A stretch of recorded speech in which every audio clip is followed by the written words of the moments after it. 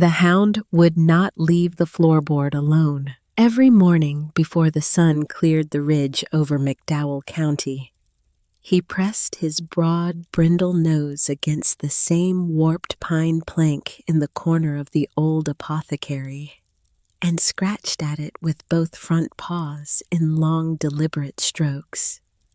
He did this for 20 minutes on the first day. He did it for over an hour on the third. By the 9th morning, his claws had worn pale grooves into the dark grain, and the wood around the plank was raw and splintered. He was not chasing a rat. He was not digging at an itch buried beneath the floor. Something held him there with a focus that bordered on obsession, and 20-year-old Linnea Thaxton had no idea what it could be. She had owned this building for exactly 12 days. She had paid $12 for it at a tax auction. She had nothing in the world except a Honda Civic burning oil, a duffel bag of clothes, and the brindled Plott hound she had pulled from the median of Route 52 5 weeks earlier.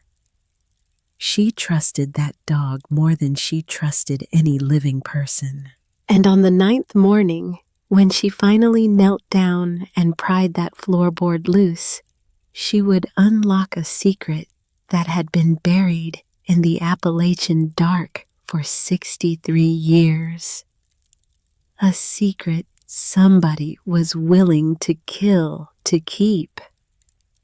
The hound would not leave the floorboard alone. Every morning before the sun cleared the ridge over McDowell County, he pressed his broad, brindle nose against the same warped pine plank in the corner of the old apothecary and scratched at it with both front paws in long, deliberate strokes.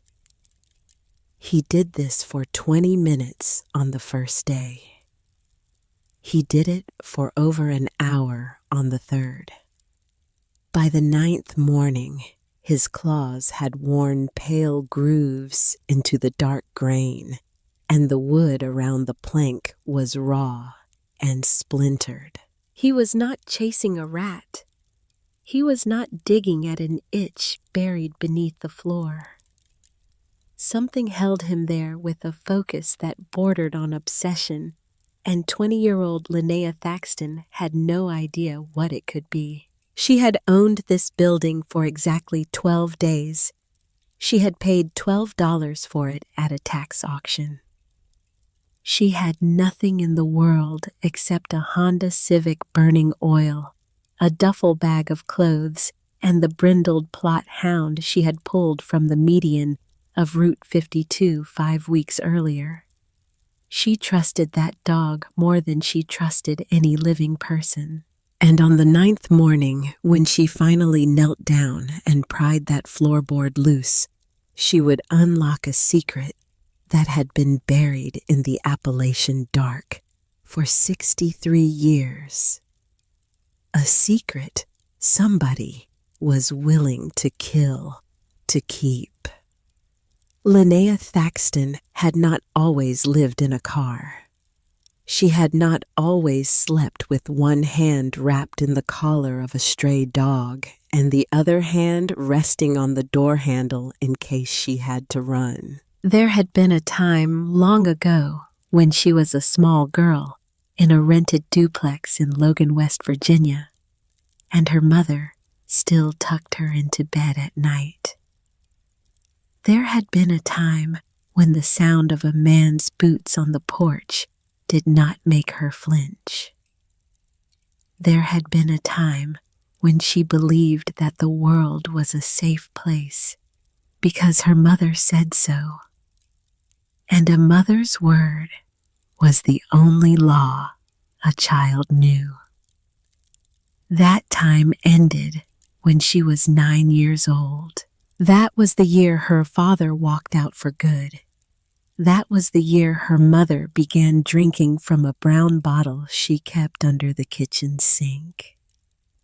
And that was the year a man named Royce moved into the duplex with all of his belongings in 2 black trash bags and a deer rifle slung over his shoulder. Royce had hands like coal shovels.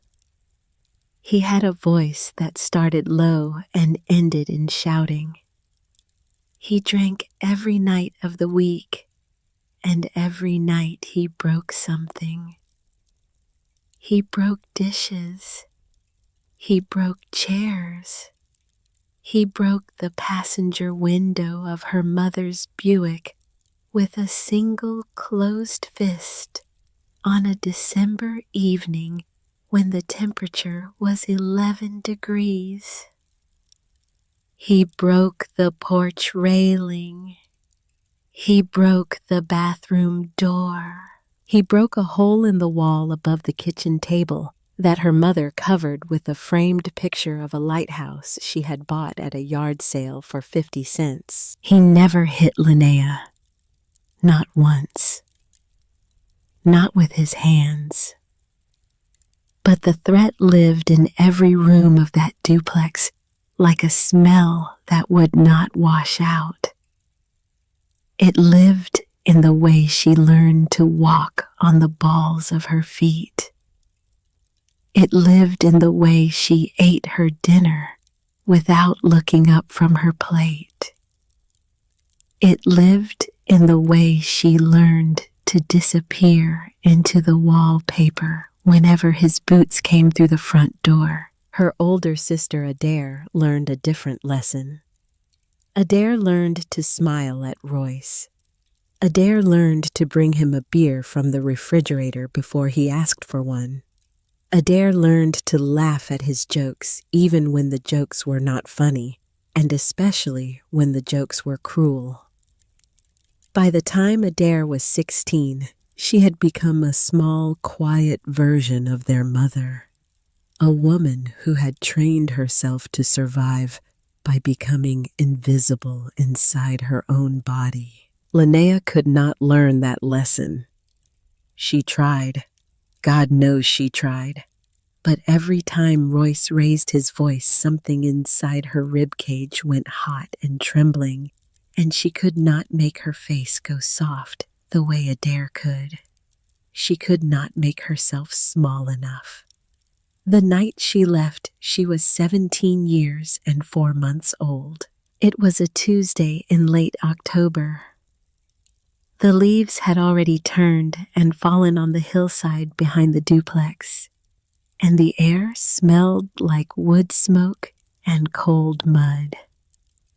Royce had come home at 9:30 with whiskey on his breath and a fresh bruise on his knuckles from a fight outside the gas station on Stratton Street. He had been arguing with her mother for an hour about money. Her mother had cried. Her mother had apologized. Her mother had promised to do better. Royce had picked up the framed picture of the lighthouse and thrown it across the kitchen so hard that the glass shattered against the refrigerator and rained down on the linoleum. Linnea was in her bedroom with the door closed. She heard the glass break. She heard her mother sob. She heard Royce stomp down the hallway and out the back door, and she heard the engine of his truck cough to life and tear out of the gravel driveway. She sat on the edge of her bed for a long time.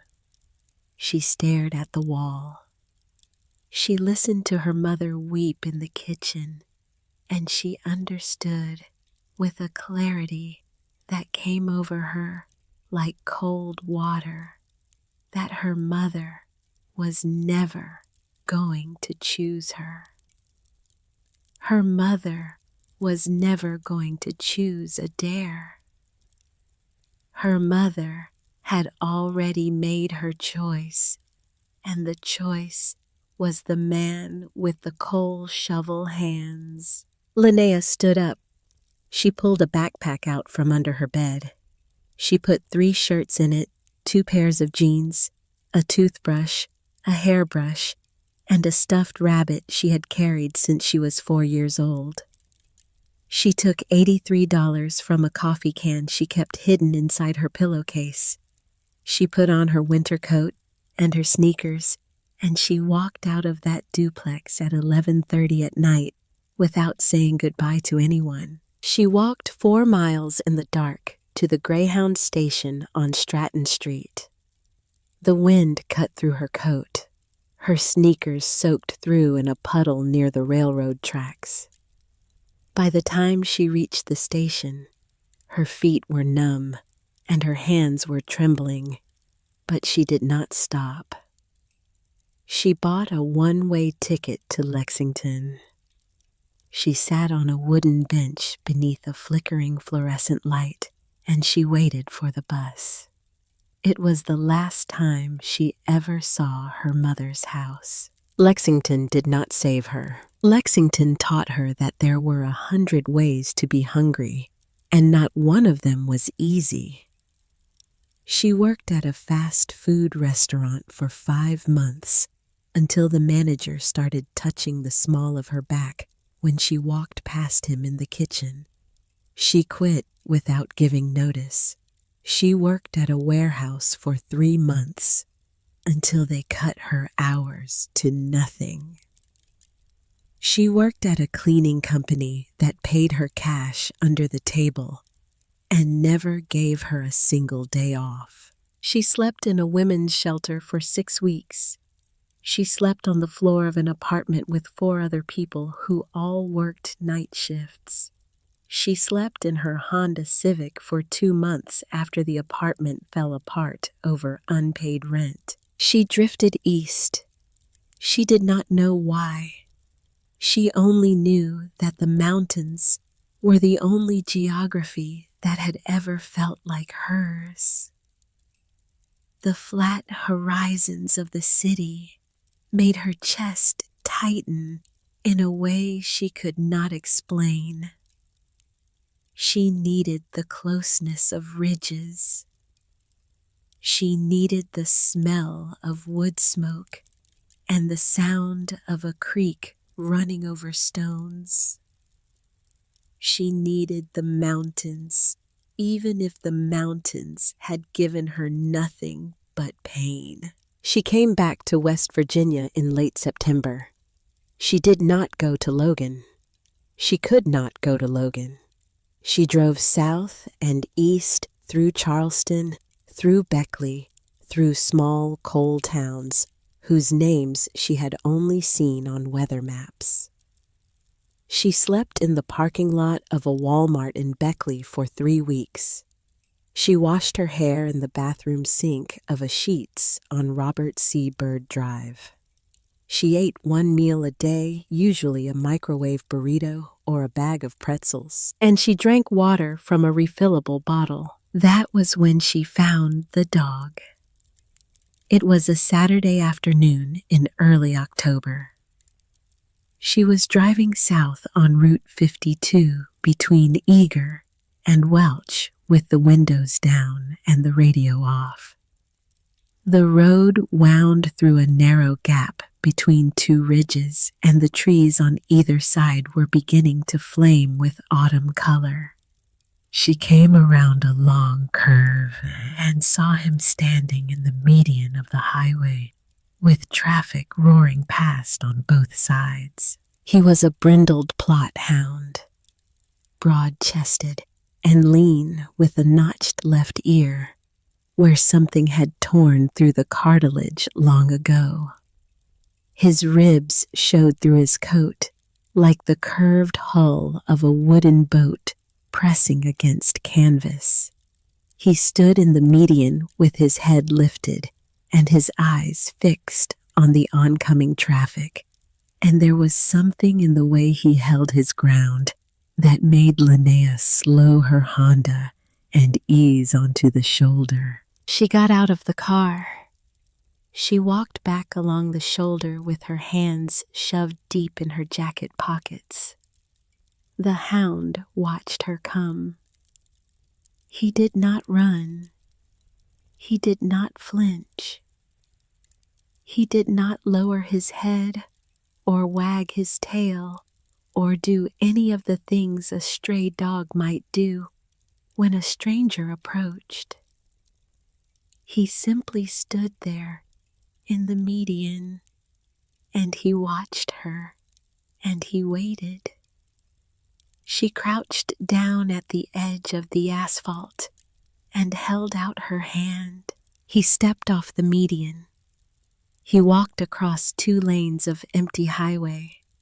He stopped 6 inches from her hand and pressed his forehead against her palm, and he exhaled. His breath was warm. His skull was bigger than she had expected. She could feel the steady weight of him pushing into her hand, like he was making sure she was real. She did not cry. She had not cried in 3 years, but something inside her chest, something that had been pulled tight as a wire since she was 9 years old, loosened by a single fraction of an inch. She walked him back to the Honda. She opened the back door. He climbed in without hesitation, as if he had been waiting for her to arrive. She drove to a gas station 3 miles down the road and bought him a can of Vienna sausages and a paper cup of water. He ate without gulping. He drank without desperation.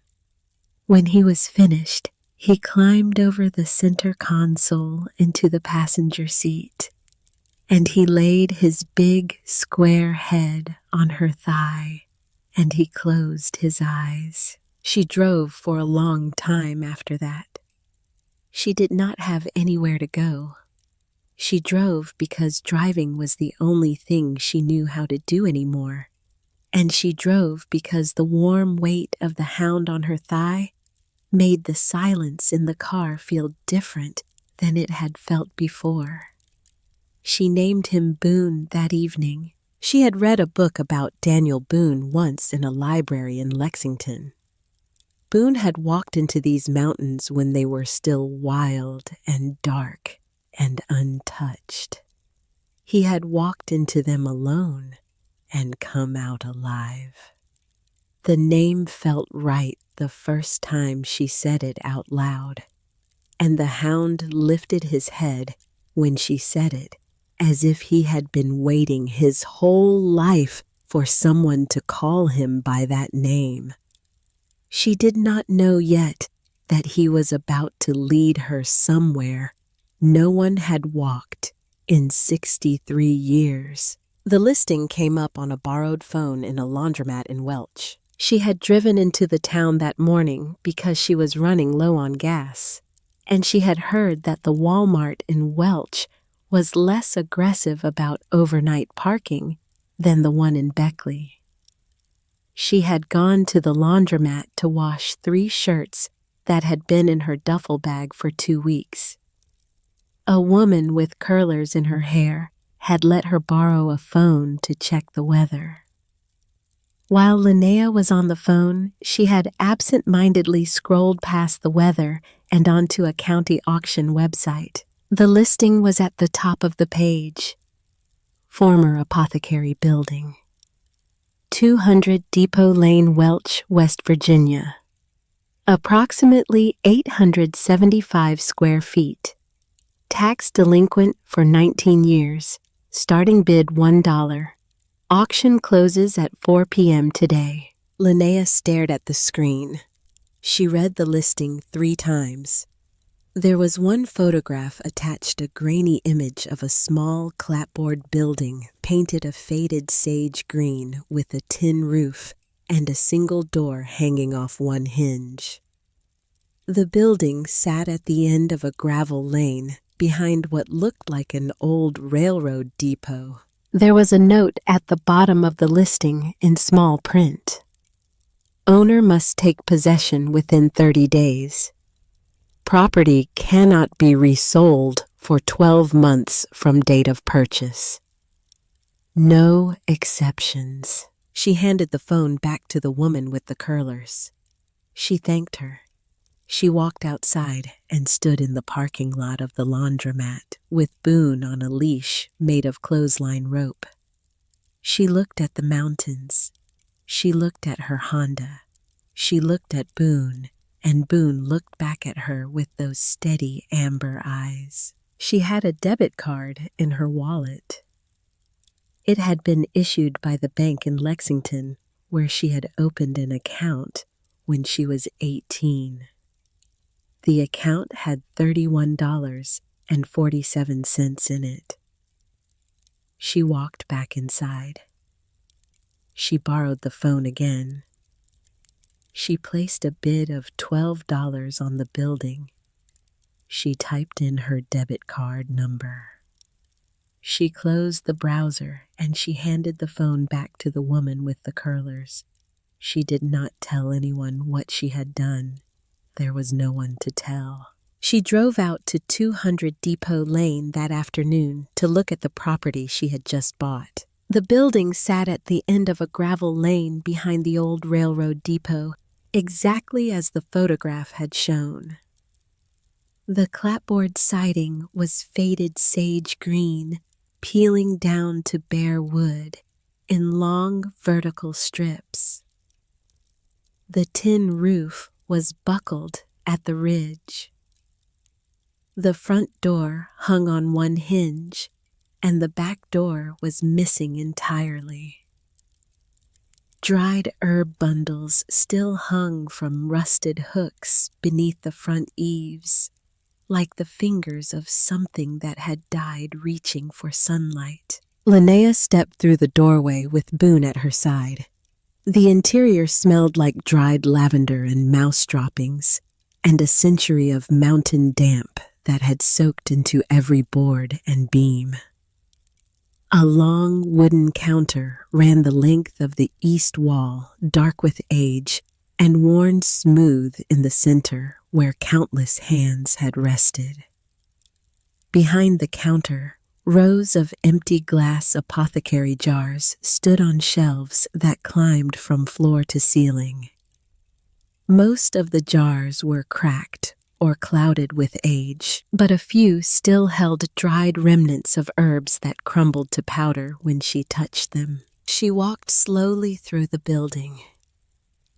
The wooden floor groaned beneath her boots. Dust hung in the air in slow golden columns where the afternoon light came through the cracked windows. There was a stone fireplace at the back of the room, blackened with soot, with a cast iron kettle still hanging from a hook above the ashes. There was a wooden chair lying on its side in the corner. There was a calendar on the wall from 1961. The pages yellowed and curled, the month frozen on September. Boone moved through the room with his nose low and his tail held high and steady. He sniffed at the base of the counter. He sniffed at the fireplace. He sniffed at the legs of the overturned chair.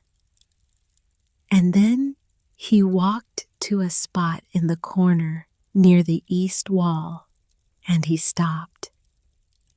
He stood over a single warped pine plank in the floor.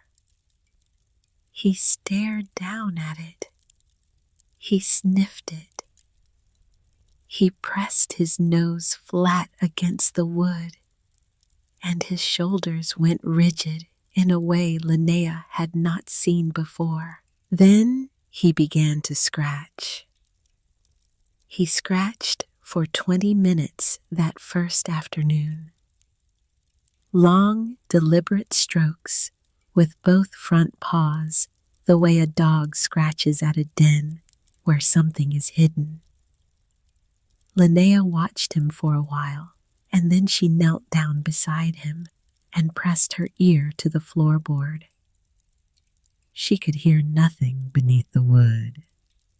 The board was cold from the mountain air that crept through every crack in the building. She put her hand on Boone's broad, warm skull. She felt the tremor of focus running through his body. She did not know what he was after, but she trusted him. She slept on the floor of the apothecary that night, wrapped in a sleeping bag she had bought at a Goodwill in Beckley for $4. Boone curled against her back with his nose tucked against her shoulder blade. The wind moved through the broken places in the walls. An owl called from the hillside above the depot. Somewhere in the dark, a freight train rumbled past on the rails behind the building, and the whole structure shook gently on its foundation like a child being rocked to sleep. She did not dream that night. She woke before dawn to the sound of Boone scratching at the floorboard again. She met Wendell Crisp on the second day.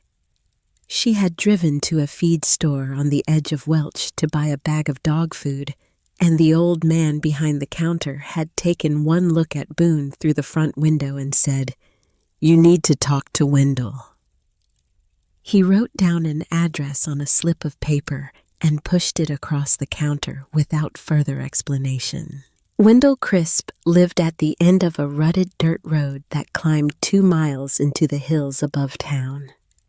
He ran an animal rescue from a barn and 3 outbuildings on 11 acres of hillside pasture. He was 63 years old, lean and sunburned, with a trimmed white beard and overalls that had been patched so many times they looked like a quilt. He had 9 dogs, 4 cats, and a blind mule named Sergeant that followed him around the property like a shadow. He looked at Boone for a long moment when Linnea drove up. He did not say anything at first. He just looked. Then he nodded slowly. "That is a real plot hound," he said.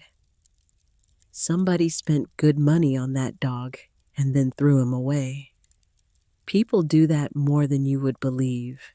He loaded the back of Linnea's Honda with a 50-pound bag of kibble, 2 heavy blankets, a metal water bowl, a leather collar, a proper leash, and a paper sack of cornbread wrapped in waxed paper. He charged her nothing.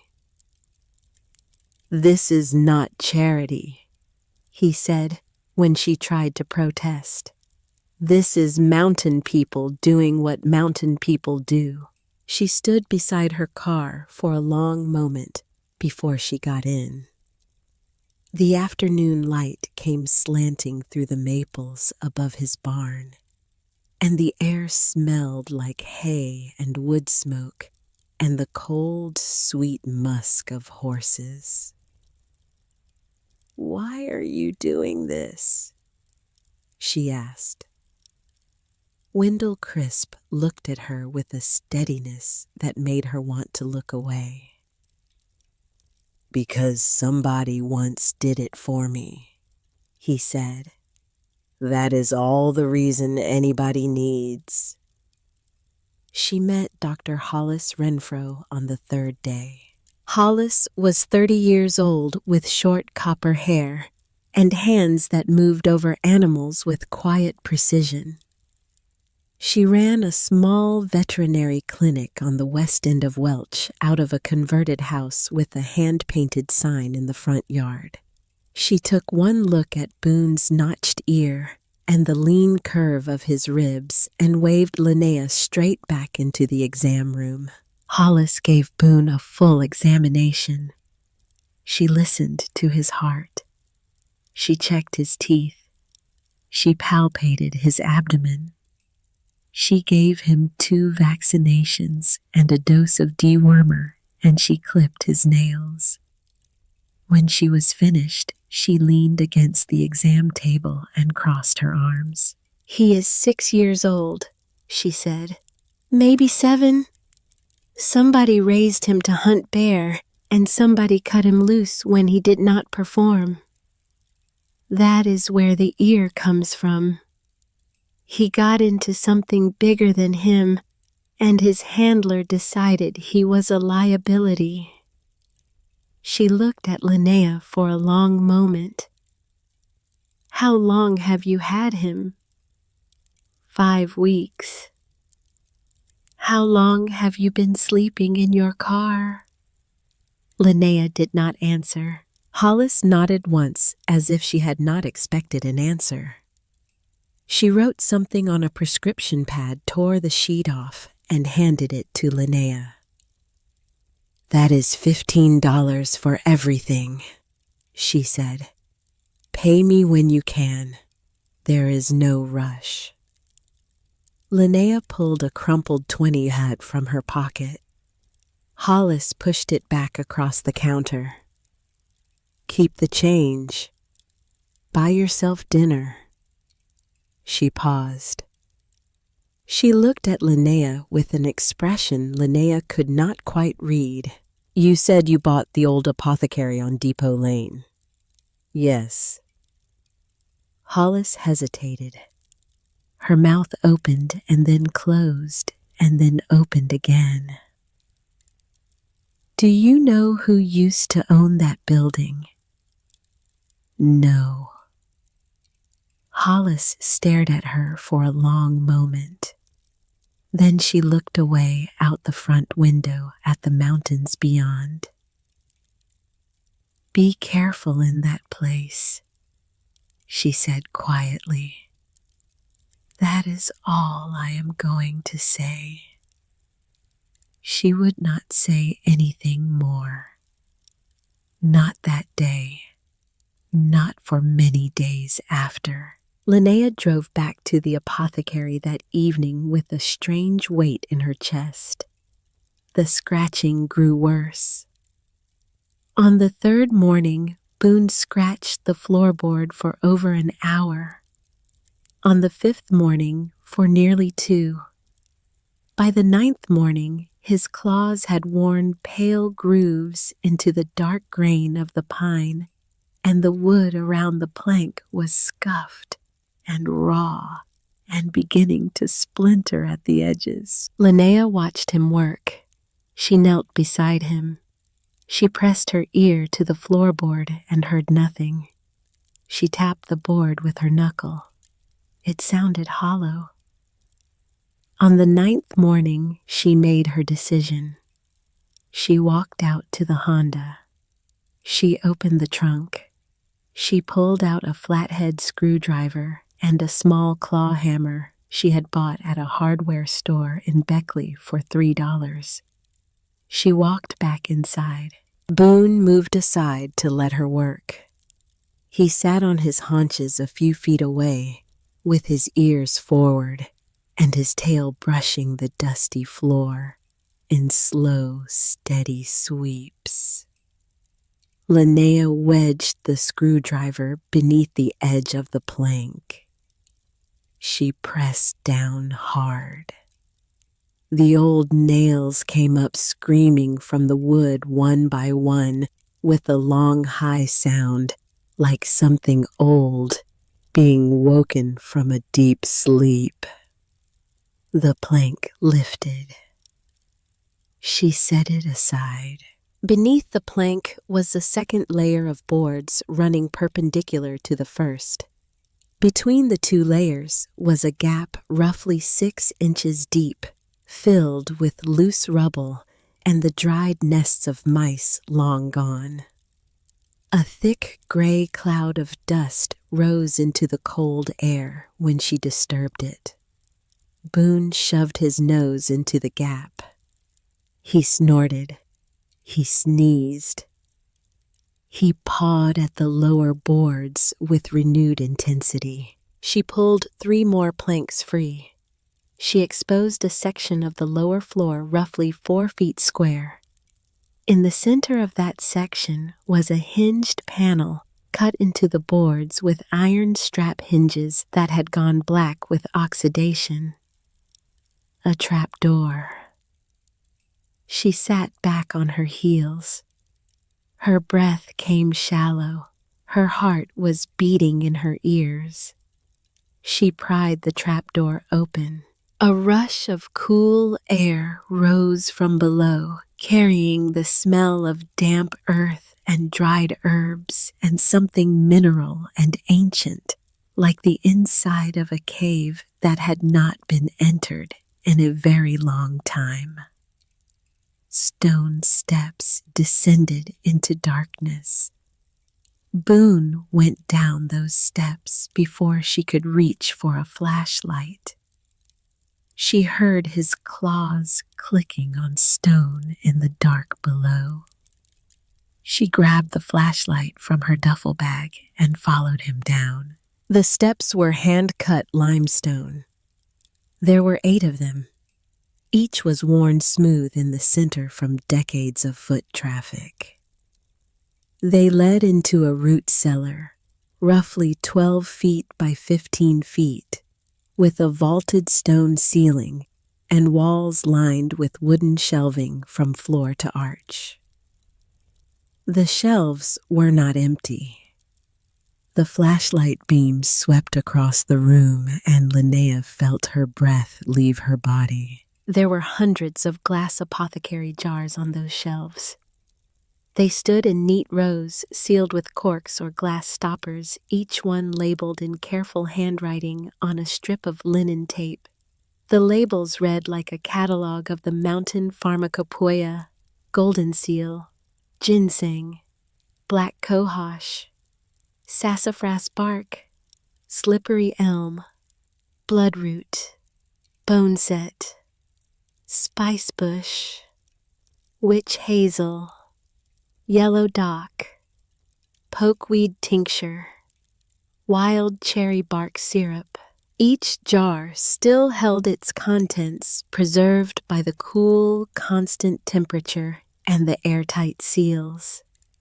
The colors ranged from amber to deep brown to pale green. Some held dried leaves pressed flat. Others held roots twisted into shapes that resembled small animals frozen in mid-stride. She moved the flashlight beam slowly across the shelves. She counted as she went. She lost count at 140. On a workbench against the far wall sat a leather-bound ledger. The cover was dark with age. The handwriting on the front was faded, but still legible. Ottilie Brashear. Beside the ledger was a set of brass apothecary scales, with the weights still nested in their velvet-lined box. A mortar and pestle carved from gray soapstone. A stack of cheesecloth squares folded into precise rectangles. A pair of bone-handled scissors. A small clay bowl with a chip on the rim. Linnea moved toward the workbench slowly. The flashlight beam trembled in her hand.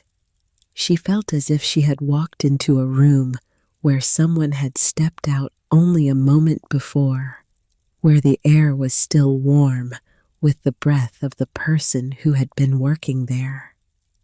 She opened the ledger.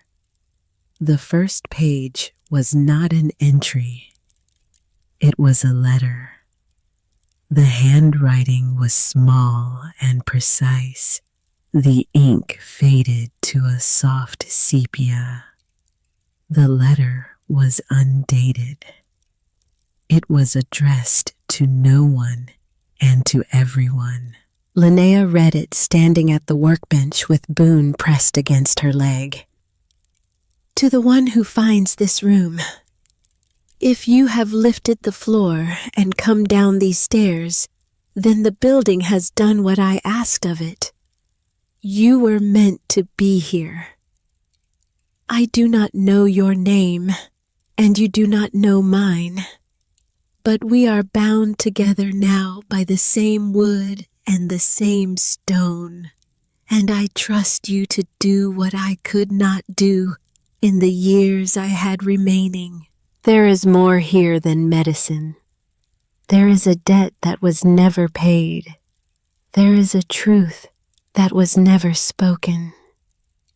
The boards above your head have kept it safe, but the boards cannot speak. You must. Be careful.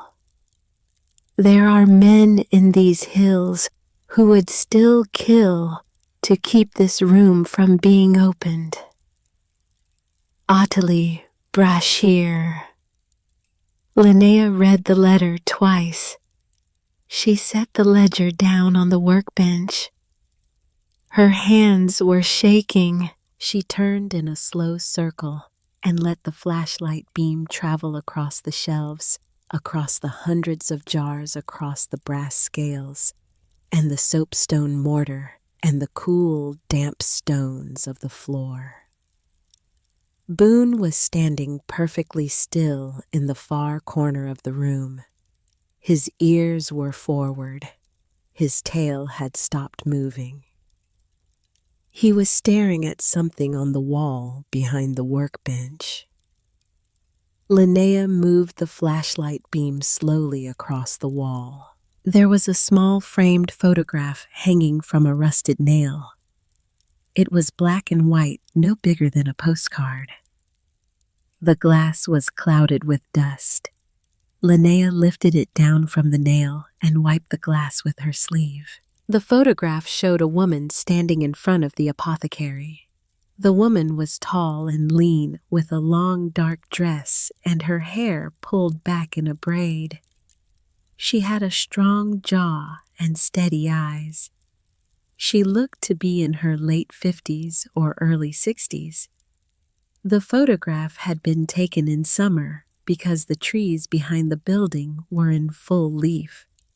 The woman was not alone. Standing beside her, with one small hand wrapped around the woman's index finger, was a little girl. The girl could not have been more than 5 years old. She had dark hair cut short around her ears. She was looking up at the camera with the wide, solemn eyes of a child who has not yet learned to smile for photographs. On the back of the frame, in the same careful handwriting Linnea had seen in the ledger, was a single line of ink.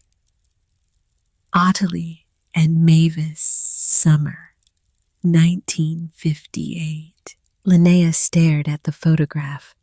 According to the deed records she had skimmed online, Ottilie Brashear had no children. She had lived alone in this apothecary from 1924 until her death in 1961. She had no living heirs. That was why the building had ended up at a tax sale. But here in this photograph was a child whose existence had been erased from the official record. Linnea felt the cold of the stone floor through the soles of her boots. She felt Boone press his shoulder against her thigh. She felt the weight of the building above her 63 years of silence pressing down through the wooden floor, and the rubble between the joists and the iron-hinged trapdoor. She climbed the limestone steps.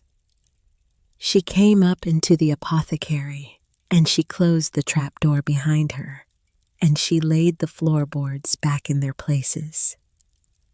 She did not nail them down. She was not finished. She sat on the wooden chair by the cold fireplace, and she read the ledger by flashlight while Boone lay across her feet. The first proper entry was dated April 3rd, 1924. The handwriting was small and disciplined and filled every line of the page from margin to margin. Ottilie Brashear had opened this apothecary at the age of 26. She had operated it for 37 years. She had treated the men who worked the deep coal seams of McDowell County and the women who raised their children in the company houses along the Tug Fork River. She had charged what people could pay. Sometimes that was 50 cents. Sometimes it was a sack of cornmeal or a promise to mend a fence in spring. Linnea read for 3 hours. She read about whooping cough treated with wild cherry bark syrup. She read about crushed hands poulticed with comfrey and golden seal. She read about fevers broken with sassafras and yarrow. She read about a woman in difficult labor eased with blue cohosh tincture and a miner blinded in a slate fall whose eyes Ottilie washed with eye-bright tea for 3 weeks until his sight came back. Between the entries in smaller handwriting pressed into the margins, Ottilie had written personal reflections. She wrote about the dogwood blooming white along the creek in April. She wrote about the sound of rain on a tin roof in August. She wrote about the smell of black walnut hulls staining her fingers in October. She wrote about loneliness with the calm acceptance of a woman who had stopped fighting it. She never married. She had no biological children. But Linnea found one entry that stopped her. It was dated October 12th, 1953. A girl arrived at my door last night with nothing but a blanket and the clothes she was wearing. Her mother died in the influenza outbreak last winter. Her father has since been killed in the mine at Gary. She has no other family. The county will not take her until the paperwork is done, and the paperwork may take months. I have decided to keep her with me. Her name is Mavis. She is 2 years old. She fell asleep in my arms tonight by the fire, and I have not felt such a weight upon my heart in many years. Linnea read the entry 3 times. She closed the ledger. She set it down on the floor beside her chair. She looked at Boone, who had fallen asleep with his head on her boot, and she felt the cold settling into the room as the night deepened outside the broken windows. A child. Ottilie had taken in a child who did not appear in any official record. A child who had been raised in this apothecary, who had grown up among these jars and shelves, and the smell of dried herbs, and who had then disappeared. Where had Mavis gone? What had happened to her after Ottilie died in 1961? And why had someone 63 years later gone to such lengths to erase her existence from the deed records of McDowell County? Linnea did not have answers, but she had questions now. She had questions that pressed on her chest like a hand, and she knew already that she would not be able to leave them alone. She fell asleep in the wooden chair sometime after midnight. Boone slept across her feet. The wind moved through the broken places in the walls. The note appeared the next morning. She found it when she walked outside to feed Boone. It had been pushed beneath the front door sometime in the night. The paper was cheap and lined the kind that came from a school notebook. The handwriting on it was blocky and uneven. It had been written by someone who did not write often, or by someone who had tried to disguise their hand. There were 2 lines. Give back what isn't yours. You don't know what you are standing on. Linnea read it twice. She turned it over. The back was blank. She stood in the doorway of the apothecary with the note in her hand. The morning was cold. The sky over the ridge was the color of old steel. A single crow called from the railroad depot behind the building. Boone came up beside her. He pressed his shoulder against her thigh. He looked out across the gravel lane, and his ears went forward, and a low sound began to build in his chest. He was not growling at nothing. Someone was out there. Someone had been watching the apothecary. Someone had walked up to that door in the dark while she slept, and they had pushed that note across the threshold, and they had walked away without making a sound. Linnea closed her hand around the note. She felt her pulse moving in her throat. She did not know yet who had written the note.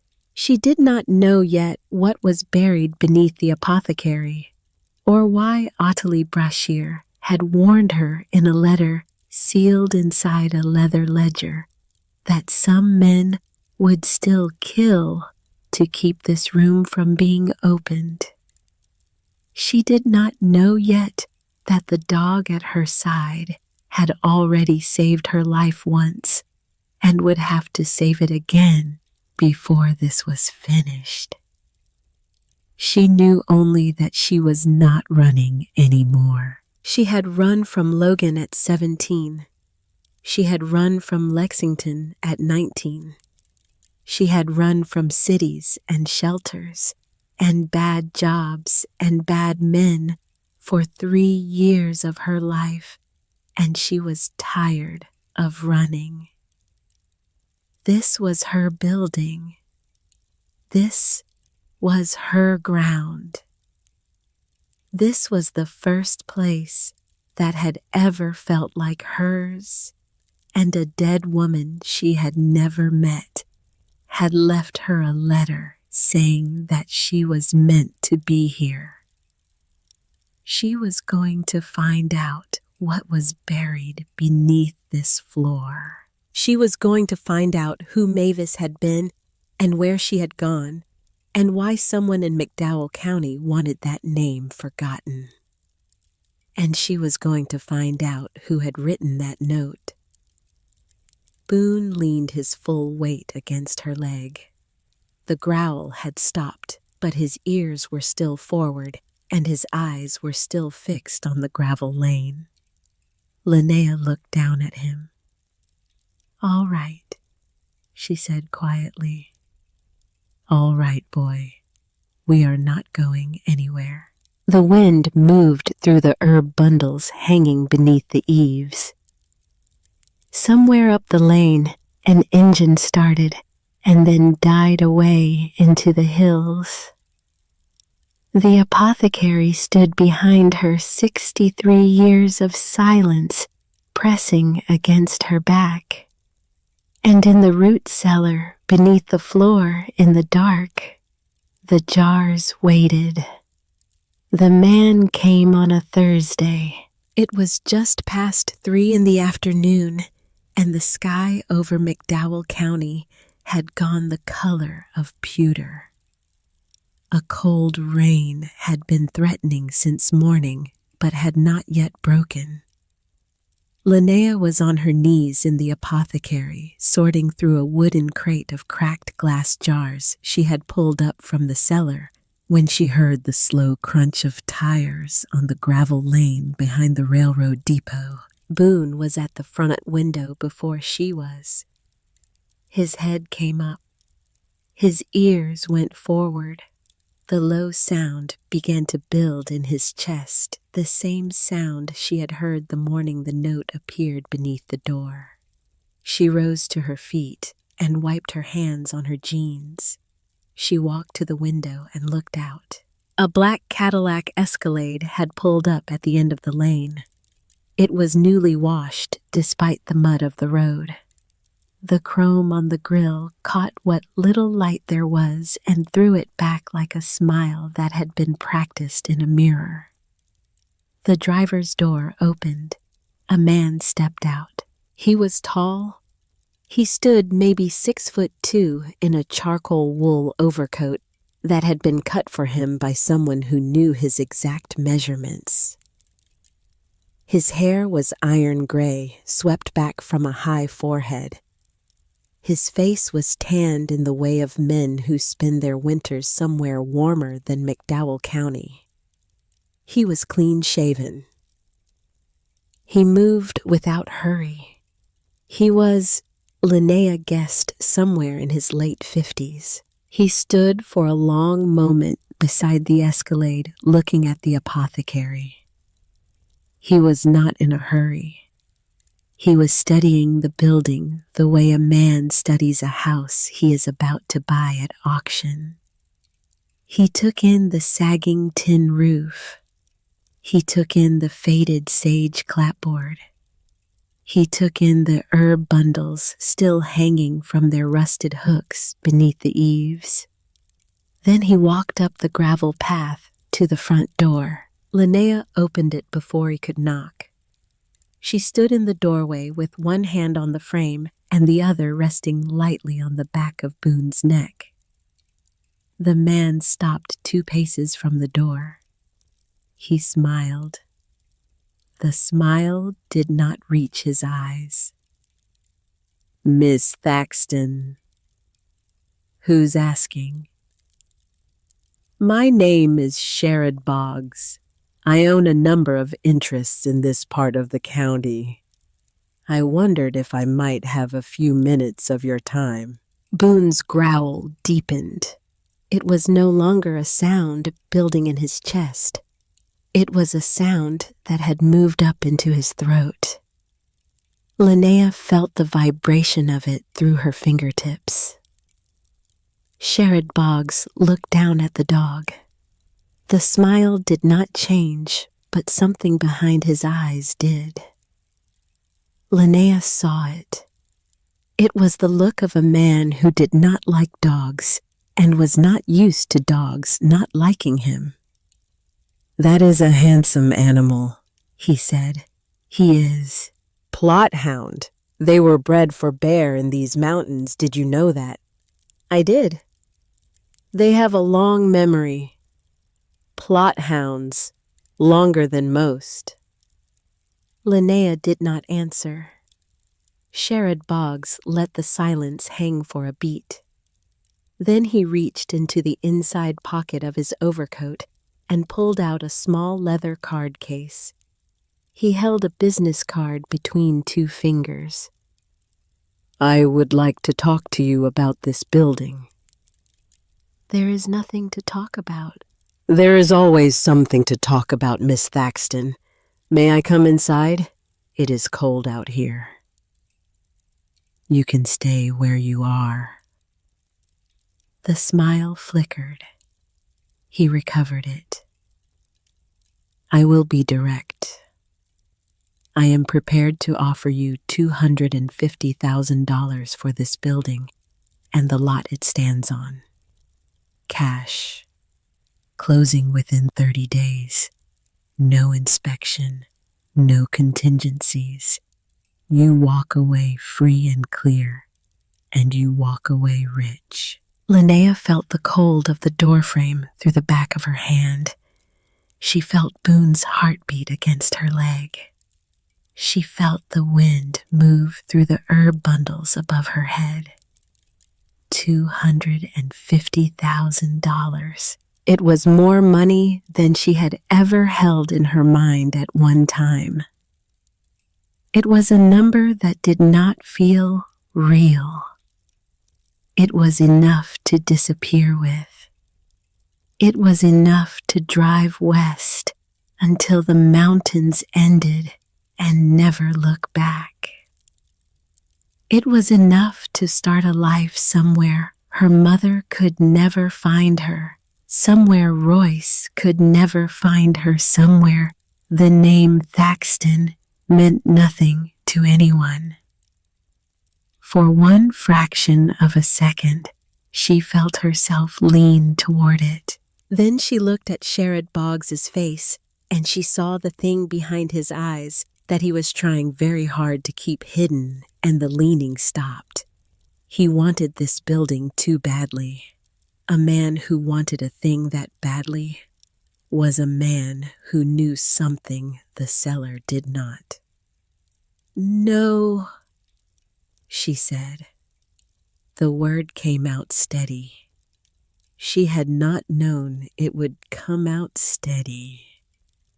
Sherrod Boggs's smile did not move, but the muscles around his jaw tightened by a hair. "Miss Thaxton, I appreciate the value of a moment's reflection, but you may want to reflect a little longer. $250,000 is a great deal of money for a young woman in your circumstances." "You do not know my circumstances. I know you bought this building for $12. That is public record. I know you have been sleeping in a Honda Civic with a license plate that has not been renewed in 14 months. The cold in her stomach moved up into her chest. He had been looking at her.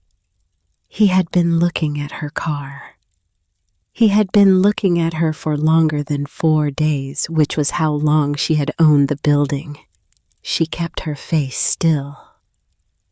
"How nice of you to take an interest." He held the card out further. "Take it. Think about it. Talk to a lawyer if you have one. I will give you 7 days, Miss Thaxton. After that, the offer comes off the table, and I do not make second offers. Do we understand each other?" She did not take the card. She let him hold it there in the cold air between them until he understood that she was not going to. He set it on the porch railing beside the door. The wind moved the corner of it. It did not blow away. He looked at her for one long moment. Then he turned and walked down the gravel path to his Escalade. He climbed in without hurrying. He started the engine. He backed slowly down the lane and disappeared past the depot. Linnea stood in the doorway for a long time after he was gone. Boone leaned his weight against her leg. The growl had not entirely stopped. It was idling now low in his chest, like an engine that did not want to be shut off. She picked up the business card from the railing. "Sherrod Boggs, President, Boggs Mining and Land Holdings, Welch, West Virginia. Established 1947. She turned the card over. The back was blank. She walked inside. She closed the door. She walked across the floor to the corner where the loose boards still lay over the trap door, and she pried them up one by one. She climbed down the limestone steps. She lit the lantern she had bought at the hardware store in Beckley. She walked to the workbench. She opened the ledger of Ottilie Brashear. She began to read again more carefully this time from the beginning. She read for 2 days. She read in the mornings before the light was strong enough to work outside, and she read in the evenings after she had hauled the broken jars and the splintered shelving out to a brush pile behind the building. She read by lantern light in the cellar with Boone lying across her feet.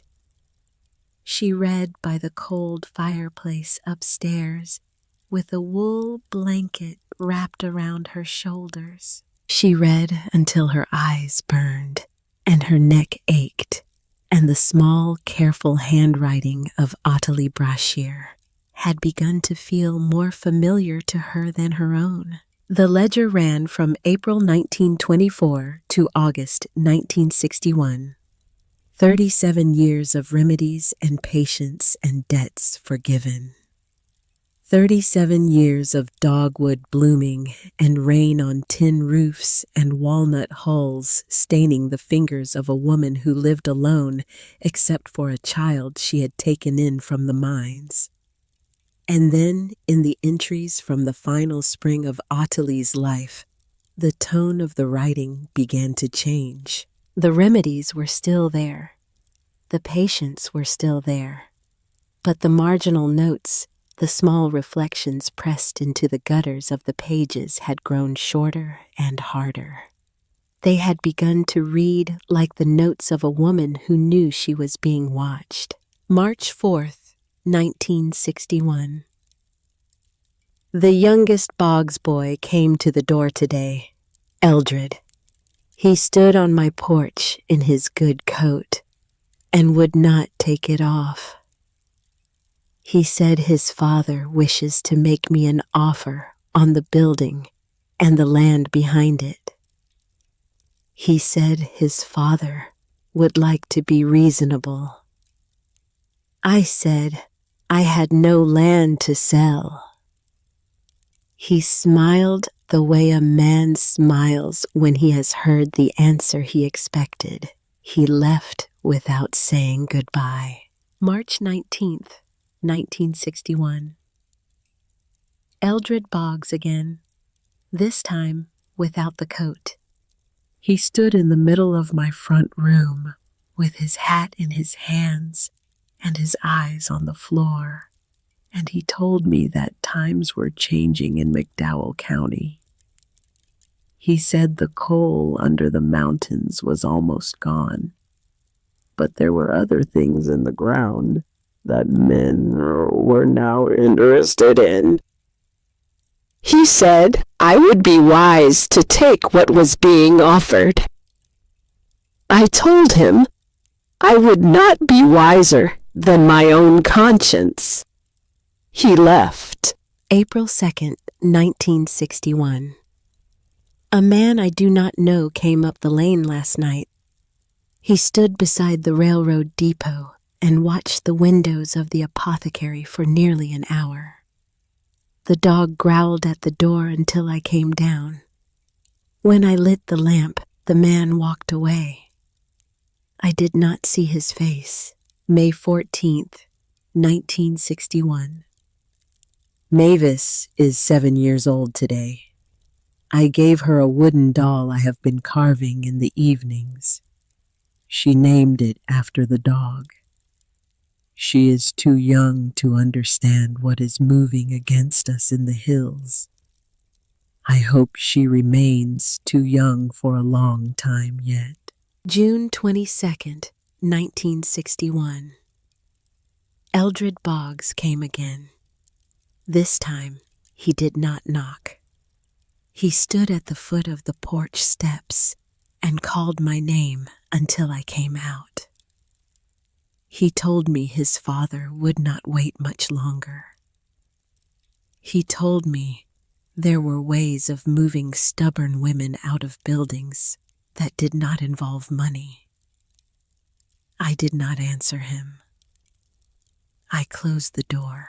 August 30th, 1961. I have decided to write down what I know in case I am not given the chance to speak it. There is a thing in the ground behind this building. I have known about it for 19 years. I have never spoken of it to anyone. I have not spoken of it to Mavis. If I am gone, and someone reads this, then I want it known that the Boggs family of McDowell County wanted this land for that reason and for no other. I have refused them. I will refuse them tomorrow and the day after. The medicine I have made in this building for 37 years was never mine to sell. It belonged to the people who needed it. The ground beneath this building was never mine to sell either. It belongs to the mountain. The mountain will keep it long after the Boggs family is forgotten. Or so I hope. The next entry was dated September 14th, 1961. It was written in different handwriting. The script was rounder, more childish, the letters formed slowly by a hand still learning. Aunt Ottilie fell down the stairs this morning. The man came and said she is dead. I do not know what to do. The man said someone is coming for me. I am writing this in her book because she said her book was the most important thing in the house. I am hiding it under the floor where she showed me. Mavis. That was the last entry. Linnea closed the ledger. She sat very still in the wooden chair beside the cold fireplace. Boone was curled at her feet. The wind moved against the broken windows. Somewhere up on the ridge, a hawk cried twice and then was silent. Ottilie Brashear had not died of natural causes. Ottilie Brashear had been murdered, and the woman had known it was coming, and she had spent the last 6 months of her life writing it down in a book that she had told a 7-year-old child to hide under the floor. Linnea pressed her palms flat against the cover of the ledger. She felt the rough texture of the leather under her hands. She felt the small, steady pulse of her own heartbeat in her throat. She thought about Sherrod Boggs standing on her porch in his charcoal overcoat. She thought about his Cadillac Escalade with its newly washed chrome. She thought about the smile that did not reach his eyes, and the way he had known the registration on her Honda had not been renewed in 14 months. Eldred Boggs had been Sherrod's father. She did not know that yet for certain, but she knew it the way a body knows the weather is about to change. The name was the same. The county was small. The men in the Cadillac and the men who had stood on Ottilie's porch in 1961 were the same blood, and the blood remembered. She went to the public library in Welch the next morning. It was a small brick building 2 blocks off Wyoming Street, run by a thin woman with reading glasses on a beaded chain. Linnea told her she was researching the history of the apothecary on Depot Lane. The woman raised her eyebrows, but said nothing. She brought out 2 cardboard boxes of old issues of the McDowell Recorder, which was the county newspaper from 1937 until it folded in 1989. Linnea spent 4 hours at a long wooden table in the back room. She found the obituary on the 3rd box, 2nd folder, 4th issue from the bottom. September 16th, 1961, page 7. Ottilie Brashear, 63, of Depot Lane in Welch, died Thursday at her home after a fall down the cellar stairs. Miss Brashear had operated the apothecary on her property for 37 years and was known throughout the southern coal fields for her treatment of mining injuries. She is survived by no immediate family. Services will be private. The body was discovered by Mr. Eldred Boggs of Welch, who had stopped by the residence on business. Linnea read the obituary 3 times. Then she went looking for Eldred Boggs. She found him in the same box of newspapers 6 years later. April 1967. A small article on page 3. Eldred Boggs, son of Vernon Boggs of Boggs Mining and Land Holdings, has been promoted to Vice President of Operations. Mr. Boggs, 31, will oversee the company's expanding interests in mineral leases and land acquisition throughout McDowell, Mingo, and Wyoming counties. She kept turning pages. She found him again. November 1989. A short death notice. Eldred Boggs, 53, died Monday at his home in Welch following a brief illness. He is survived by his wife Carlene and his son Sherrod, age 21, who will assume operations of the family business. She closed the folder. She sat in the back room of the McDowell County Public Library and stared at the dust drifting through the slanted afternoon light. Sherrod Boggs's father had found Ottilie Brashear's body. Sherrod Boggs's father had been the man standing on her porch 6 months before she died, asking her to sell the land and being refused. And now Sherrod Boggs himself, 35 years after his father's death, was standing on the porch of the same building, asking the same question of a different woman. The cold in Linnea's stomach moved up into her shoulders. She walked out of the library and into the gray afternoon. The rain that had been threatening for 2 days had finally begun a fine, cold drizzle that beaded on the shoulders of her coat and made the sidewalk slick. Boone was waiting for her in the Honda, his head visible through the windshield. He sat up straight when he saw her. She drove back to the apothecary. She locked the door behind her. She went down into the cellar and she began to look more carefully. She found the second journal on the 7th day. It was hidden behind a loose stone in the back wall of the cellar, behind the row of shelves that held the dried roots. The stone was no larger than a man's hand, fitted into the wall so cleanly that she had walked past it 3 times without noticing it. It was Boone who found it.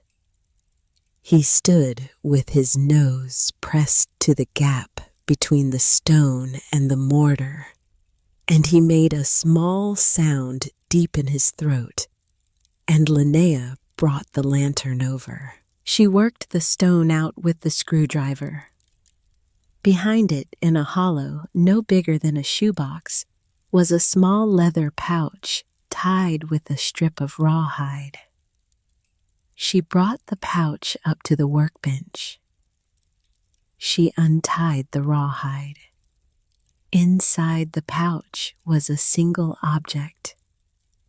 It was a small notebook, black leather, no name on the cover.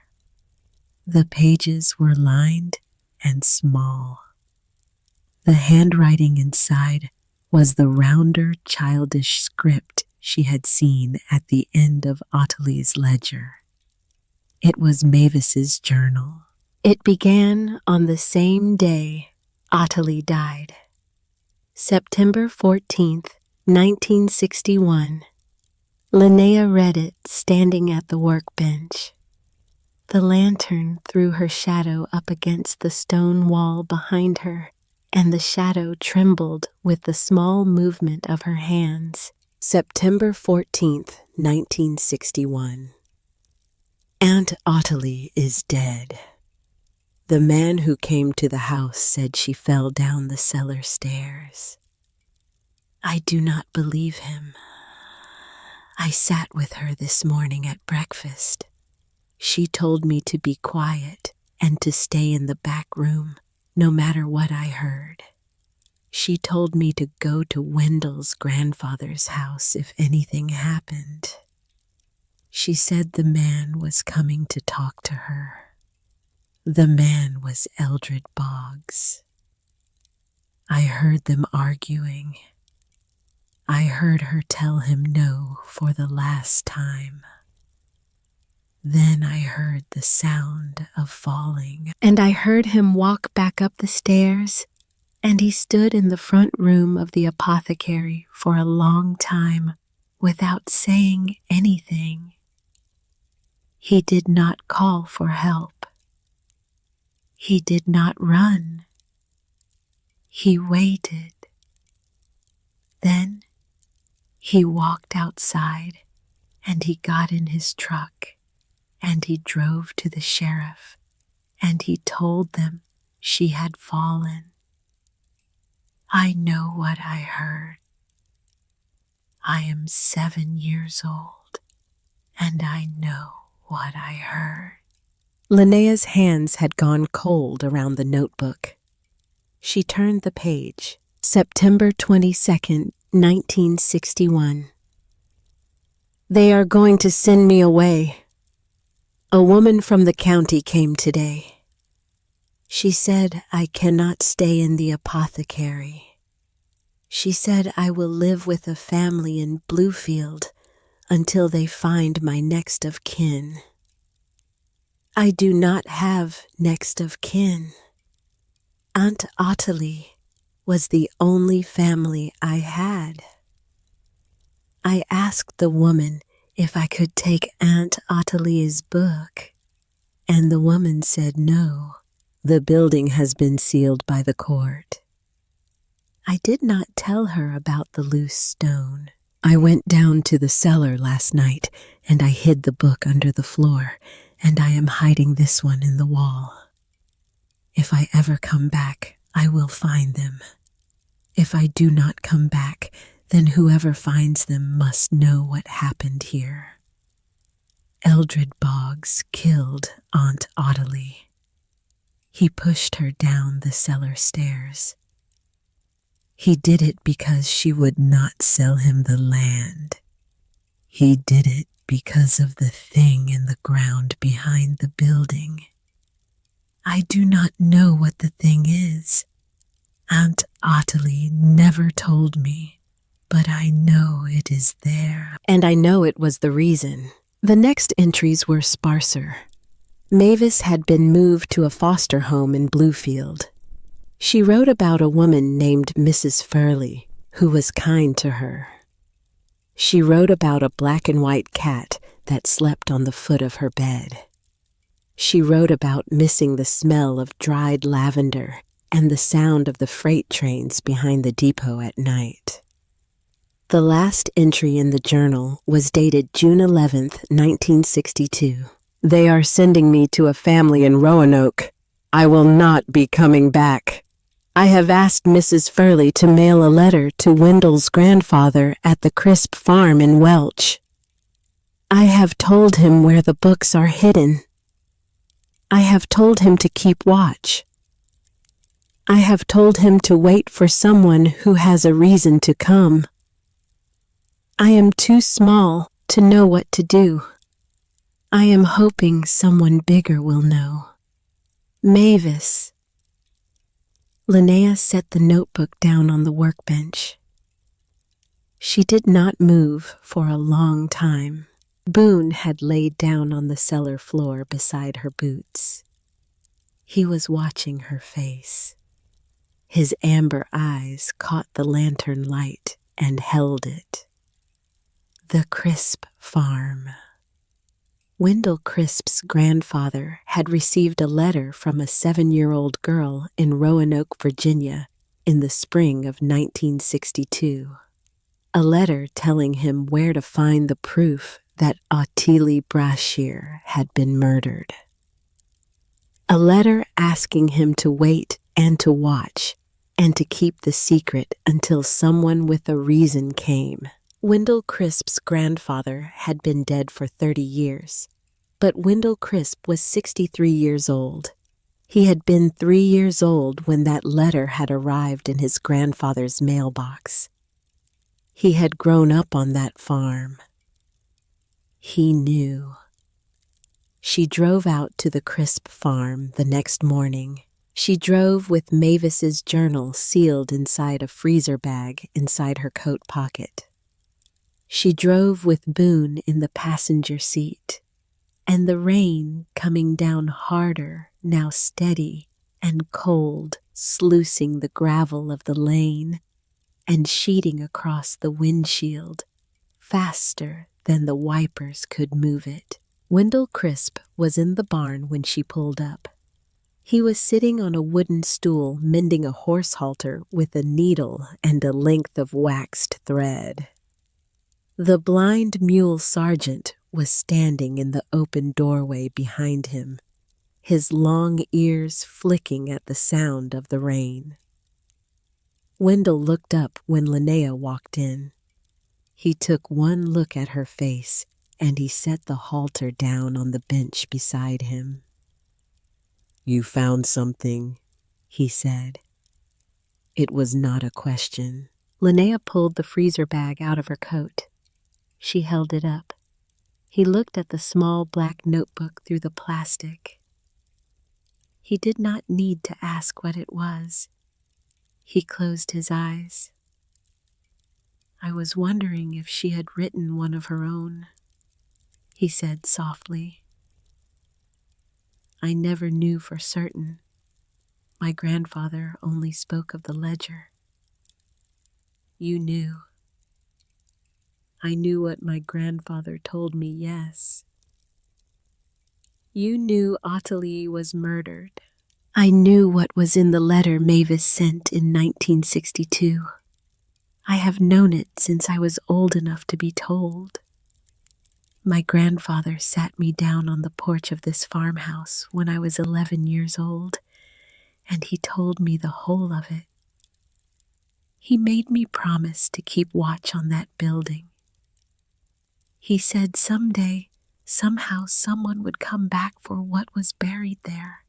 He said when that person came, I was to know them by their face, and I was to help them. And you knew it was me." He opened his eyes. He looked at her across the dim space of the barn. The rain drummed steady on the tin roof above their heads. "I knew the moment you drove up the lane with that dog in the passenger seat. I have been waiting 52 years for somebody to walk into this barn looking the way you looked." Linnea felt the floor of the barn shift slightly beneath her. She put a hand on the workbench to steady herself. "Why didn't you tell me the first day, or the second, or any day?" "Because it was not for me to tell. My grandfather was clear about that. The story belongs to the building and to whoever the building chooses. I am not the building. I am the man who sweeps the porch and watches the road. I did what I was asked to do." He stood up from the stool. He walked across the barn to her slowly, the way an old man walks on a cold morning. He stopped in front of her and looked down at the notebook in her hand. "Mavis died in 1994, he said. "In Roanoke. She was 40 years old. She never married. She never had children. She wrote to my grandfather once a year until he died. And after that, she wrote to my father. And after my father died, she stopped writing. I have her last letter in the house. I will show it to you when you are ready." Why didn't she come back? Because she was afraid. Eldred Boggs was alive until 1989. As long as he was alive, she would not set foot in McDowell County. By the time he was dead, She was dying herself. There was no time left. Linnea stared at the floor of the barn. She felt the cold of the rain through the open doorway. She felt Boone press his weight against her leg. Sherrod Boggs came to see me 4 days ago. He offered me $250,000 for the building. Wendell nodded slowly. He has been waiting. He was a boy when his father died. He has been running the company for 37 years. He has been waiting for the right moment. He thought $12 at a tax sale to a girl sleeping in a Honda was his moment. He gave me 7 days. That was day 1. Day 1 was Thursday. Wendell looked past her out at the rain on the gravel road. He was very still. Then we have 3 days.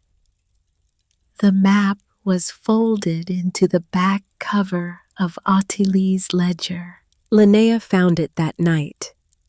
She had not seen it on her first reading because it had been pressed flat against the inside of the leather binding and held there by a strip of dried glue.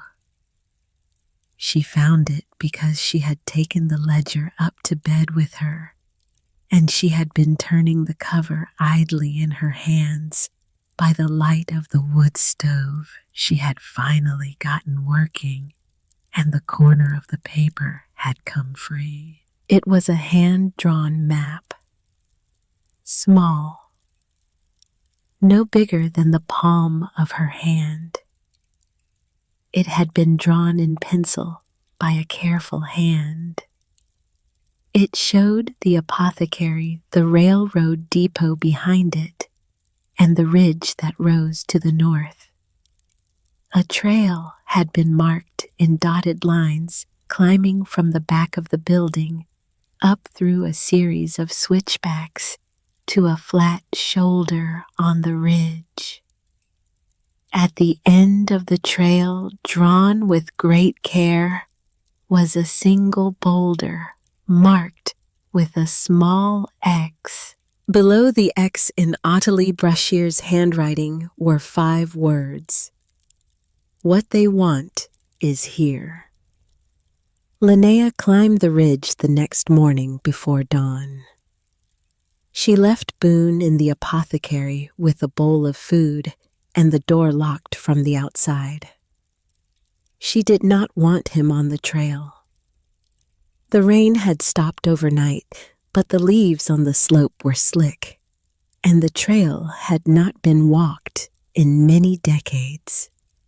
She climbed in the gray half-light with the map in one hand and a flashlight in the other.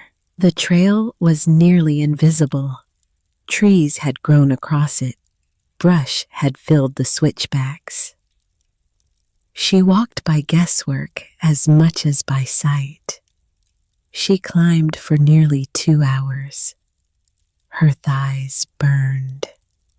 Her breath came hard in the cold air. She found the boulder near the top of the ridge on the flat shoulder Ottilie had drawn. It was a single piece of gray limestone about the size of a large dog. It sat at the base of a young oak tree that had grown up beside it in the 63 years since the map had been drawn.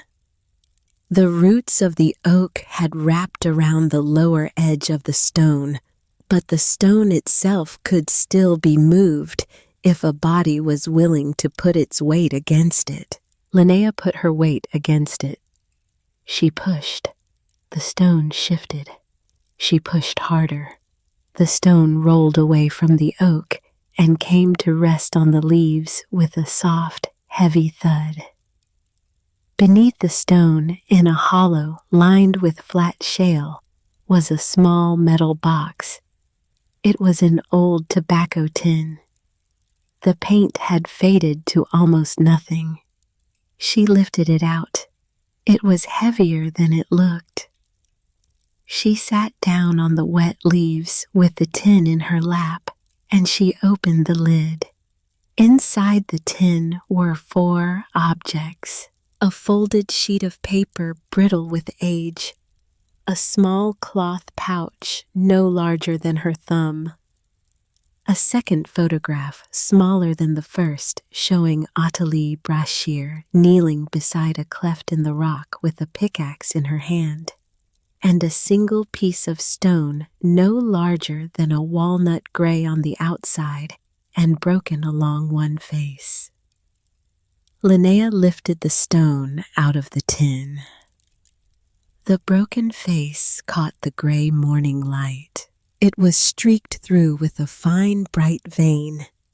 The vein was the color of butter, the color of late afternoon sun on the windows of a house, the color of nothing else she had ever held in her hand. She stared at it for a long time. Gold. The thing in the ground behind the apothecary was gold. Not coal, not the dying black blood that had built McDowell County and then bled it dry over a century of mining. Something older, something that ran in narrow veins through the limestone of these mountains, something that almost no one in southern West Virginia had ever found, because no one had thought to look for it here. Athalie Brashear had found it. In 1942, by the date on the folded paper, she had found it on her own land. She had told no one. She had hidden the sample and the map under a stone on a ridge above the building, and she had spent the next 19 years living quietly above a secret that would have made her one of the wealthiest women in the state. And Eldred Boggs had found out. Somehow, some way Eldred Boggs had found out, and Eldred Boggs had come to her porch in his good coat and offered her money, and when she had refused him, he had pushed her down the cellar stairs and called the sheriff to report a fall. Linnea closed her hand around the small piece of stone. She closed her hand so hard that the broken edge bit into her palm and drew a thin line of blood. She walked back down the ridge. The sister came that afternoon.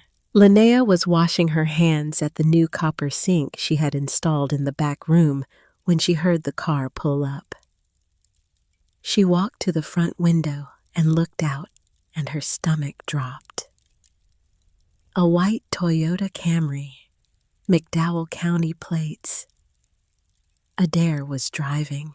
The passenger door opened, and a man in a charcoal blazer stepped out. He carried a leather briefcase. He was not Sherrod Boggs. He was younger, sandy-haired, with the soft pink face of a man who worked indoors. Linnea knew the look. She had seen it on every loan officer and probation officer and county social worker who had ever stood across a desk from her. Adair walked up the path. The man followed. Linnea opened the door. Her sister was 31 years old now. She had grown thinner since the last time Linnea had seen her almost 3 years ago at a gas station in Charleston. Her dark hair was pulled into a low knot. She wore a pressed cream blouse and slacks that had been hemmed by a tailor. She had the careful, controlled smile that Linnea remembered from the duplex. The smile of a woman who had learned to keep her face arranged at all times. "Hello, Lynn?" Linnea did not answer. She kept one hand on Boone's collar. The growl had already started. The man in the blazer stepped forward and extended his hand. Royce Gantry. I'm an attorney with Tipton and Lynch and Logan. Your sister asked me to come down with her today to discuss a few matters. Royce. Of all the names in the state of West Virginia, the man's first name was Royce. Linnea did not take his hand. She felt the floor of the porch under her boots. She felt Boone's heartbeat against her thigh. She did not move. What matters? Adair's smile flickered. We heard you bought a building, Lynn. We heard there were some valuables on the property. Mama is on disability now. She is having a hard time. We wanted to come down and just talk about whether there might be a way to... There isn't. Lynn, please. There is no claim. The deed is in my name. I bought it at a legal tax auction in this county. Anything found on the property is mine. You work in title insurance, Adair. You know that. The lawyer cleared his throat. Ms. Thaxton, I would respectfully suggest that there are several theories under Kentucky and West Virginia equitable distribution statutes that... Save it. Linnea did not raise her voice. She did not need to. She felt very steady. She felt like a woman who had climbed a ridge before dawn and put her hand on a piece of stone the color of butter, and who had come down the ridge changed. I have a legal aid attorney in Charleston. His name is Harker Doyle. You can speak to him if you have any further questions. Do not come back to this property without him. Do you understand me, Adair? Her sister's smile broke. For one fraction of a second, the careful arrangement of her face slipped, and Linnea saw what was beneath it. It was not anger. It was something rawer and uglier. It was envy dressed up as grief. You always made everything harder than it had to be. No, I just stopped making it easier for everyone else. They left. Linnea stood in the doorway and watched the Toyota Camry pull down the gravel lane. She watched it turn left at the depot. She watched it pass the gas station on Wyoming Street, and then because something cold had begun to move in her chest, she walked back inside and grabbed her keys. She followed her sister at a distance of about 3 blocks. The Camry drove 4 miles out of town along Route 16, past the burned-out shell of a Burger King, past the chained gates of 2 abandoned mines. It slowed at a long gravel drive marked with a hand-painted sign. The sign was new. The paint was bright. It read, Boggs Mining and Land Holdings. Visitors by appointment. The Camry turned in. Linnea pulled over to the shoulder 100 yards past the driveway. She killed the engine. She sat very still. After a few minutes, she put the Honda in gear and drove home. She did not say anything when she walked back into the apothecary. She sat down on the floor in front of the wood stove. Boone came over and lay down across her boots. She put one hand on his side and felt his ribs rise and fall under her palm. She sat like that for a long time. The 7th day arrived in a cold gray dawn. Linnea had not slept well. She had spent the night reading the second journal again, and then reading Ottilie's ledger again, and then sitting at the workbench in the cellar, with a small piece of gold-veined stone in her hand and the lantern burning low beside her. She had made one decision.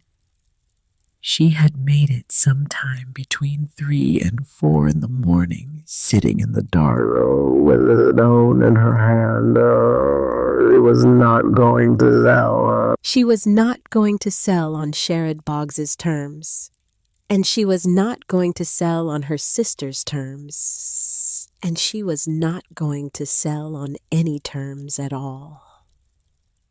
Whatever was buried in this ground had been buried for a reason. Ottilie Brashear had died for the reason. A child had been sent away to Roanoke for the reason. An old man on a hillside farm had spent 52 years watching the road for the reason. She was going to be the reason it stopped. She did not know yet how, but she knew that. The deadline came and went without word from Sherrod Boggs. Noon passed. 3 o'clock. 5. The sun went down behind the ridge. The cold settled in. Linnea built up the fire in the wood stove and made a pot of coffee and sat down at the wooden table with the ledger and the journal and the photographs spread out in front of her. Boone lay across her feet. The knock came at 8:15. It was not at the front door. It was at the back. Boone was on his feet before Linnea was. He went rigid. The growl that came out of his chest was something Linnea had never heard from him before. It was not a warning. It was something older than a warning. It was the sound of a dog who had decided something. Linnea grabbed the iron poker from beside the wood stove. The back door of the apothecary had not been replaced yet. She had hung a sheet of plywood across the frame with a sliding bolt at the top and a hasp at the bottom. The bolt was thrown. The hasp was padlocked. She walked to the plywood. She stood 3 feet from it. She held the poker in her right hand. Boone stood beside her with his teeth bared. The plywood shook. Once, twice. Someone on the other side was throwing their shoulder against it. The hasp held. The bolt held. A third blow. The wood cracked along its lower edge. Linnea did not call out. She did not move. A 4th blow. The hasp tore loose from the frame. The plywood fell forward into the room with a heavy slap. A man came in over the top of it. He was wearing dark clothes. A black knit cap pulled low. A bandana over his face.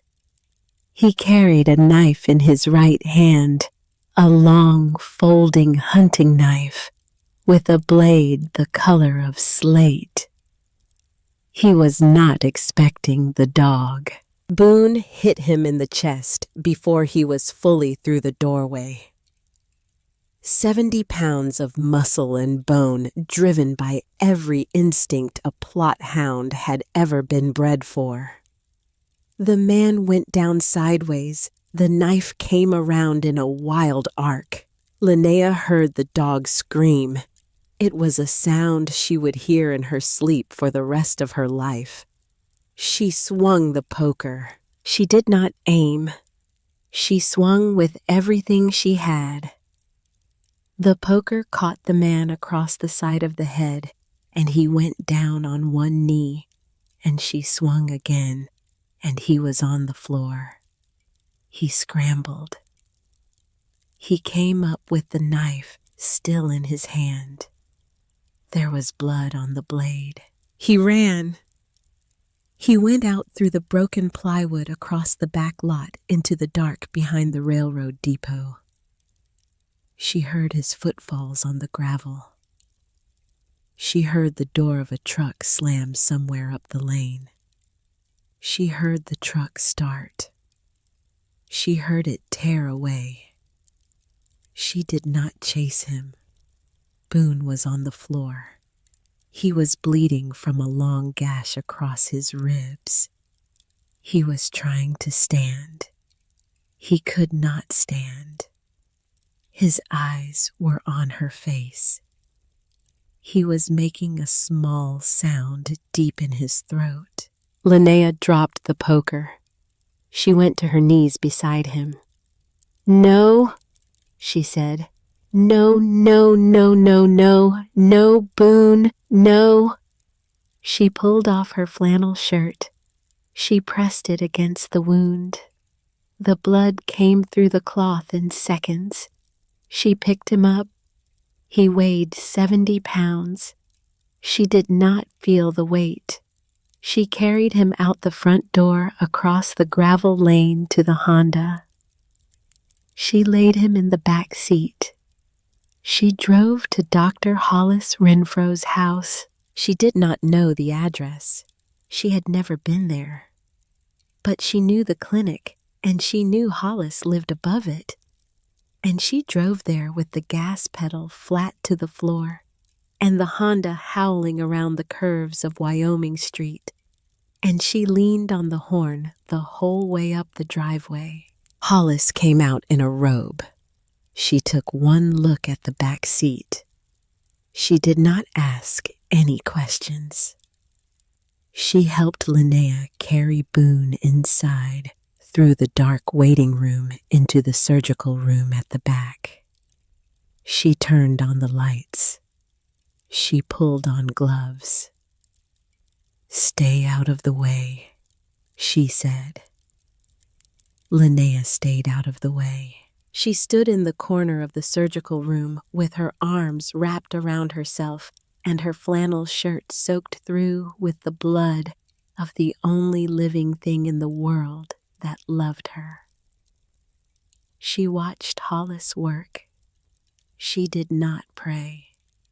She had stopped praying a long time ago. She just watched. It was past 1 in the morning when Hollis finally pulled off her gloves and stepped back from the table. "He will live." Linnea did not move. She could not. The blade missed his lungs. It tore some muscle. He lost a lot of blood. He is going to be sore for a long time, and he is going to need rest. But he will live. Hollis looked at her across the table. Her face was tired. Her eyes were not. "Linnea, who did this?" Linnea did not answer. She walked over to the metal tray beside the operating table where Hollis had laid the bloody clothes and the contents of the man's pockets that had fallen out during the struggle. She had brought one of those things with her in her fist without remembering she had grabbed it. She opened her hand now. In her palm was a small metal pin. It had come off the collar of the man's jacket. It was the size of a quarter. It was enameled in green and black with a small white letter B in the center. The logo of Boggs Mining and Land Holdings. Linnea closed her fingers around the pin. She looked up at Hollis. "I know who did it." Outside, the wind moved through the dark hills above Welch. Somewhere up the ridge, an owl called twice and was silent. The 7th day was over. The war had begun. Linnea slept on the floor of the recovery kennel that night. She lay on a folded blanket beside the chain-link gate while Boone breathed in shallow, steady pulls under the heated lamp. His ribs had been shaved bare along the long line of stitches. A drainage tube ran out of the gauze and into a small bottle taped to the side of the kennel. Every 20 minutes or so, his eyes opened a slit and his amber gaze searched for her in the dim light. And when he found her, the eyes closed again. She did not sleep. She watched the slow rise and fall of his ribs, and she thought about Sherrod Boggs in his charcoal overcoat. She thought about his Cadillac Escalade. She thought about the small enamel pin clenched in her fist on the surgical table. She thought about the way her sister had driven straight from her front porch to the gravel drive of Boggs Mining and Land Holdings, and how Adair had not bothered to take a back road or pretend, because Adair had stopped being able to pretend a long time ago. She thought about calling the sheriff. She thought about it for a long time, lying on that folded blanket on the floor. She had grown up in Logan County in the same culture and the same hills, and she knew the way these things went. The sheriff of McDowell County was a man named Ladson Pell. He had been sheriff for 19 years. His campaign signs 4 years ago had been planted in front yards all over Welch, and Linnea had passed at least 3 of them on Boggs Mining and Land Holdings property on her way to the apothecary. Sherrod Boggs's father had pushed a woman down the cellar stairs in 1961 and called the sheriff and reported a fall. The sheriff in 1961 had taken his word for it. Linnea had no reason to believe that anything in McDowell County had changed in 63 years, except the names on the office doors. She was not going to call the sheriff, but she was not going to do nothing. Around 4 a.m, she sat up. She took out her phone. She had 2 bars of signal in the back room of the clinic. She typed the name Charleston Gazette Mail Investigative Reporter into the search bar. The first name that came up was a man called Easton Merle. He had a column. He had written a long piece in 2021 about insurance fraud in the coal fields. He had written another in 2023 about a public health agency that had buried a water study. The articles had teeth. The writing was plain, and the work had been done in person. He was based in Charleston, 2.5 hours north of Welch. She put his name in her phone. She would call in the morning. Hollis came down at 6. She brought coffee. She sat on the floor beside Linnea and handed her a cup, and she did not say anything for a long time. "I need to ask you something," Linnea said at last. "All right." "How did you know?" Hollis looked at her.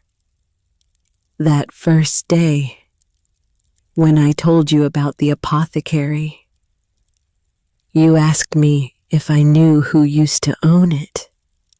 You knew about Ottilie. You knew about all of it." Hollis took a slow breath. She set her cup on the floor.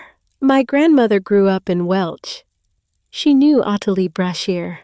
She used to take me down here when I was a little girl, before the building was sealed up, and we would walk past it on our way to the post office.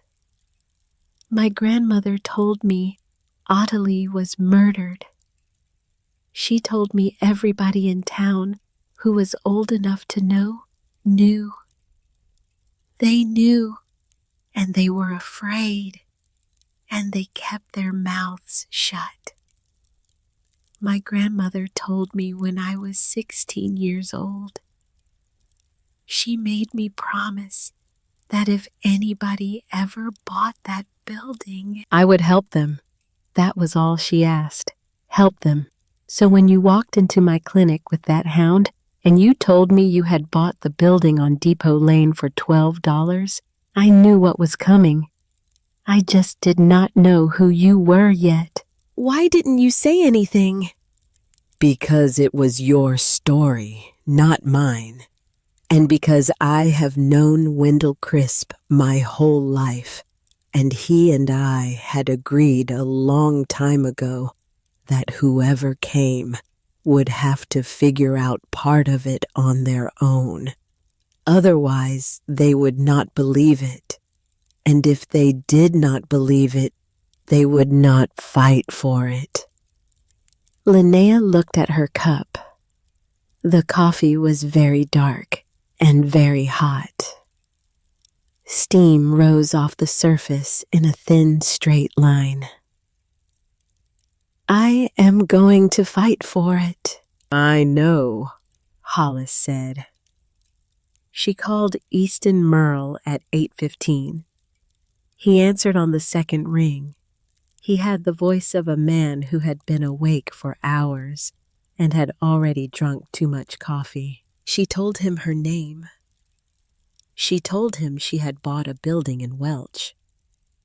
She told him she had reason to believe that a woman had been murdered on the property in 1961, and that the family of the man who killed her was still attempting to acquire the land for the same reason today.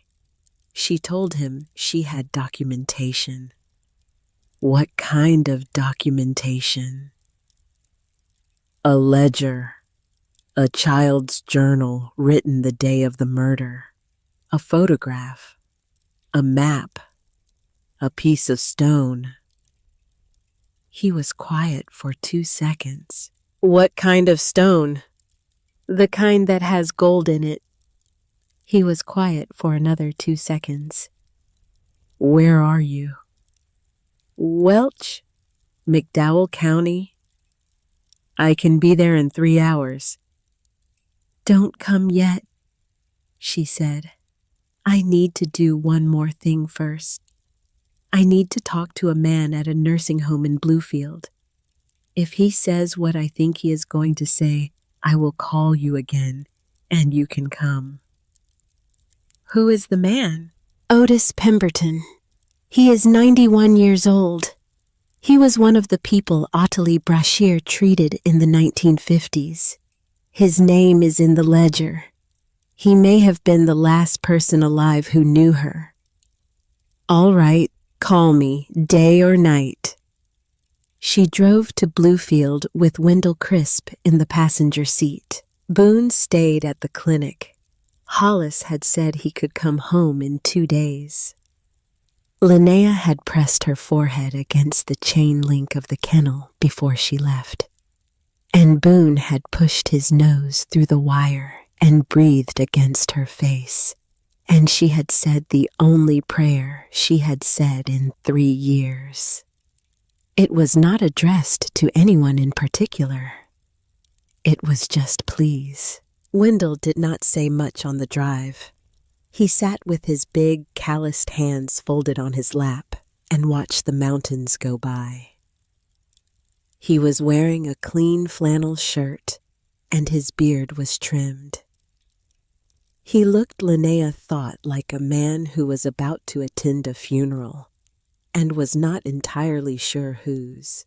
The nursing home was a low brick building on a side street off Bland Street in Bluefield. Inside it smelled like floor polish and overcooked vegetables. A nurse in pink scrubs took them down a long hallway lined with framed prints of wildflowers. She stopped at a door near the end.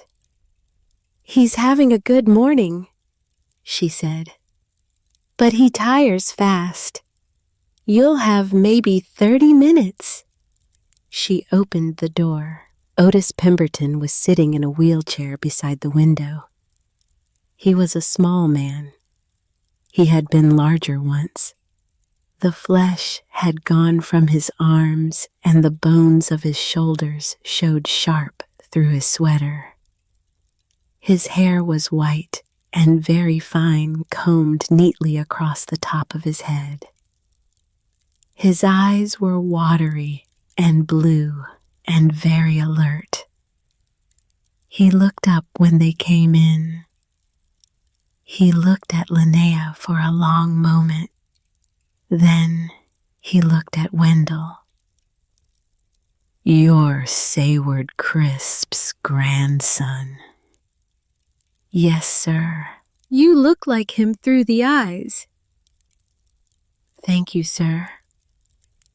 Otis looked back at Linnea. "And you? I do not know you." "My name is Linnea Thaxton. I bought the building on Depot Lane in Welch. I bought it 3 weeks ago."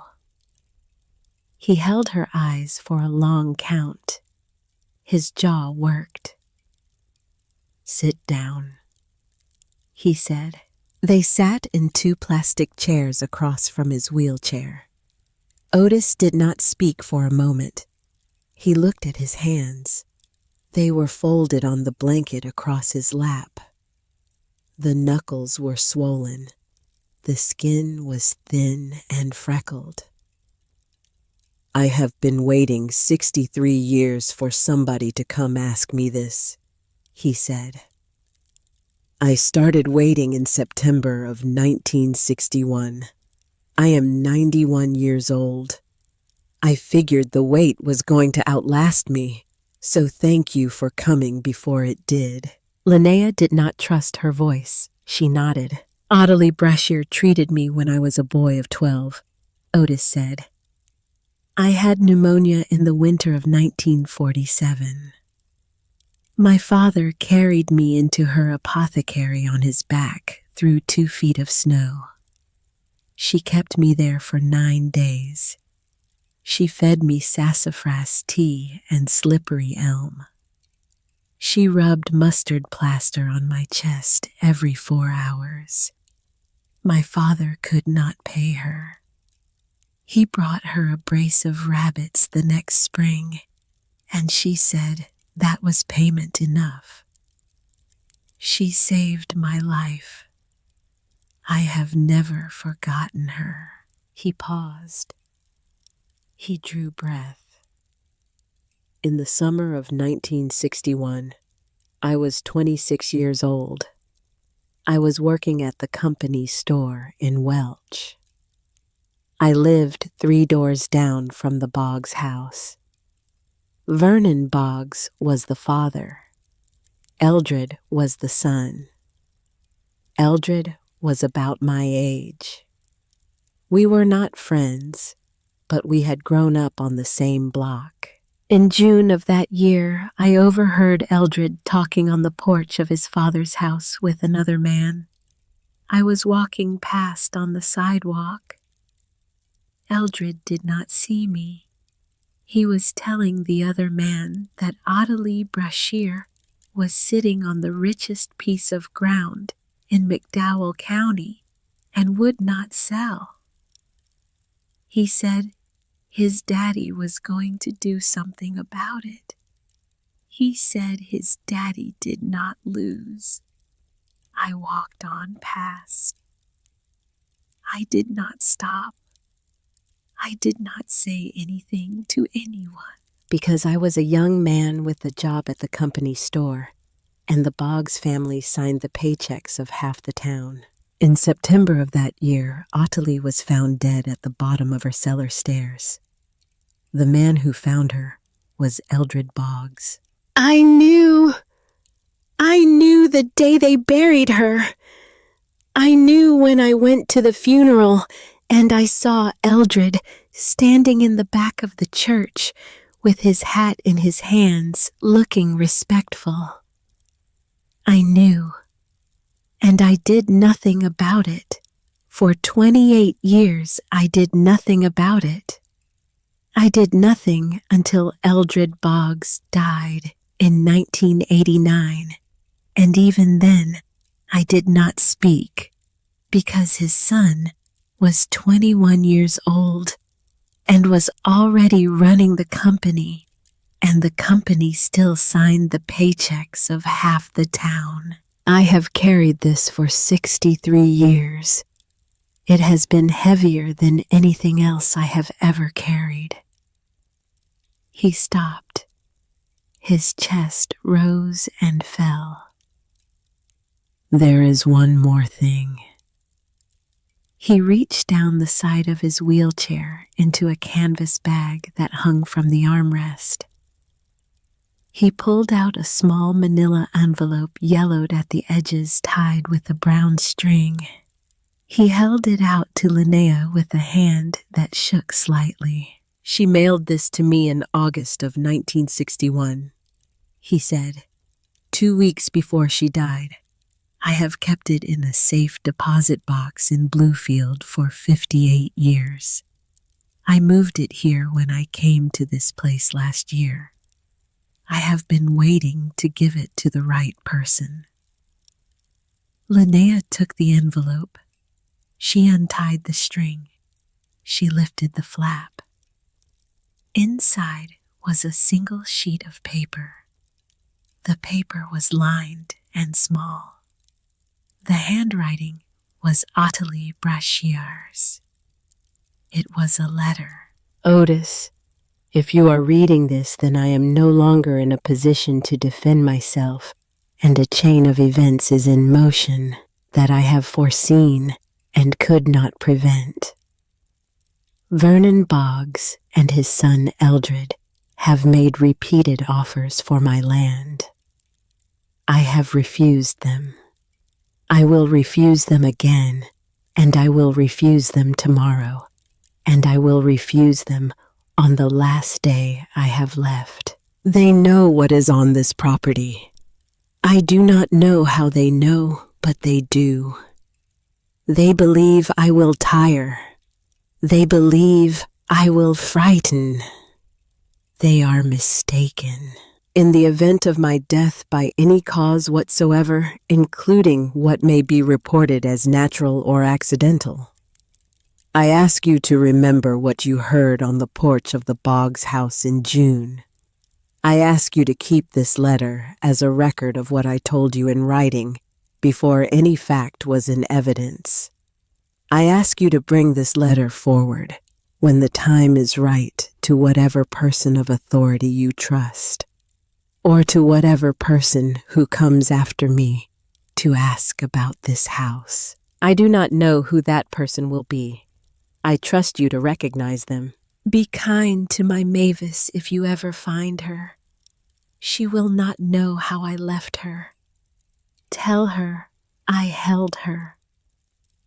Atelier Brashear, August 17th, 1961. Linnea read the letter twice. She did not look up for a long time. When she did, Otis Pemberton was watching her with his watery blue eyes. "Is that the right person sitting in front of me now?" he said. "Yes, sir," Linnea said. "I believe it is." She drove back to Welch with the letter sealed in a freezer bag inside her coat. She did not speak for the first half hour. Wendell did not press her. The mountains slid by outside the windows of the Honda.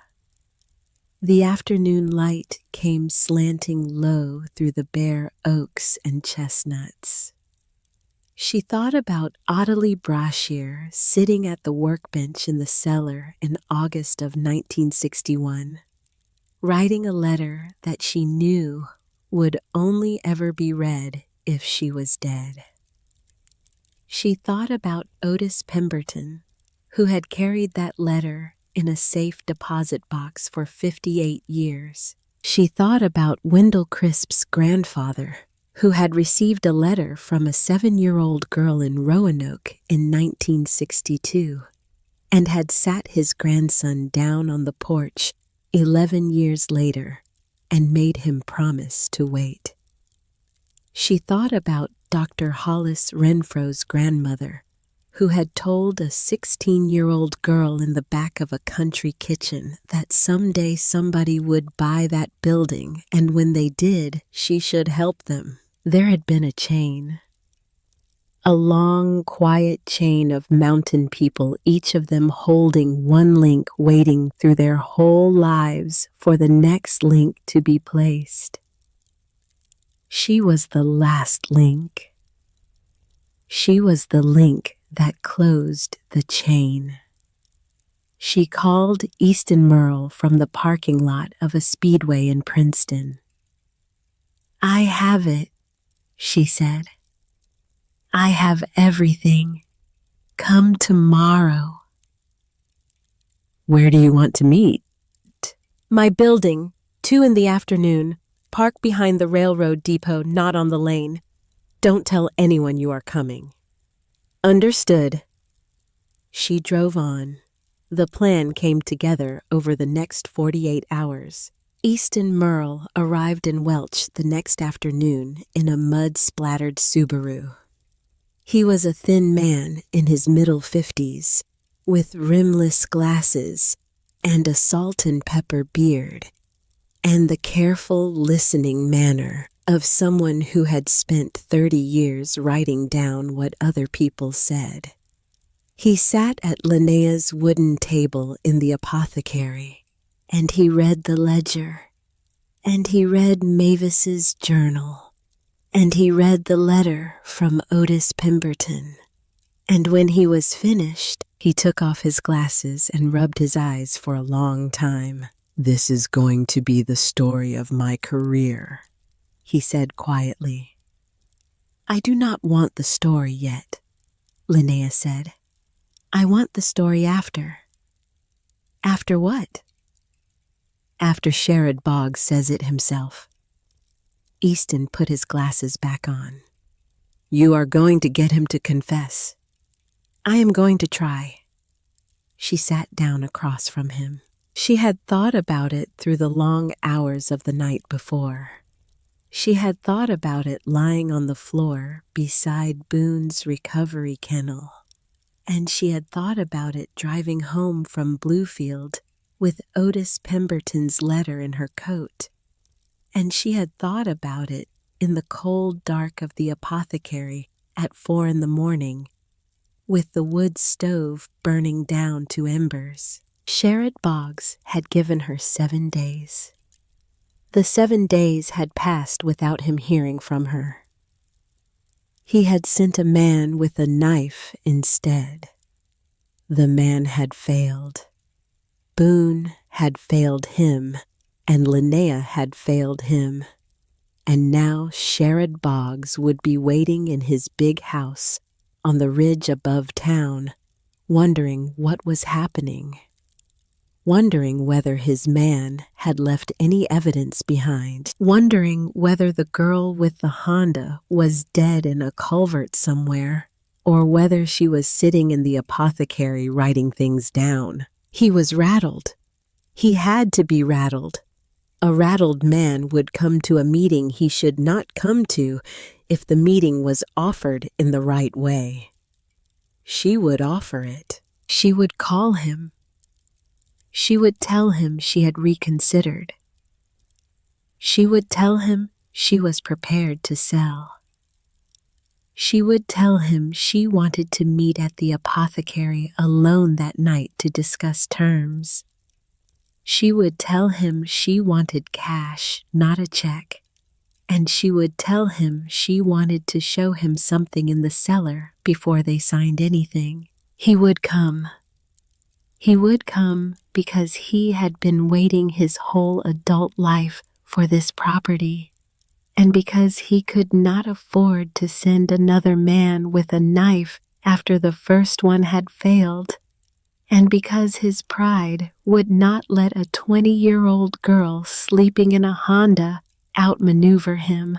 When he came, she would be wearing a small audio recorder taped to the inside of her bra strap. Wendell Crisp would be in the cellar behind the workbench with his grandfather's old 30-30 Winchester. Easton Merle would be parked half a mile away on a fire road, listening on a second receiver with a state trooper named Del Roby in the passenger seat. Trooper Roby was based in Charleston and was Easton's brother-in-law. He had agreed to come on his own time off the books because Easton had been very persuasive on the phone. The McDowell County Sheriff would not be told. Not until after. It was thin. She knew it was thin. A great deal of it depended on Sherrod Boggs being arrogant enough to say more than he should. It depended on Wendell Crisp's hands being steady. It depended on her own voice not shaking. But it was what she had. Easton looked at her across the table for a long moment. "You are 20 years old." "Yes." "You have been doing this kind of thinking for how long?" 3 weeks. He shook his head slowly. He almost smiled.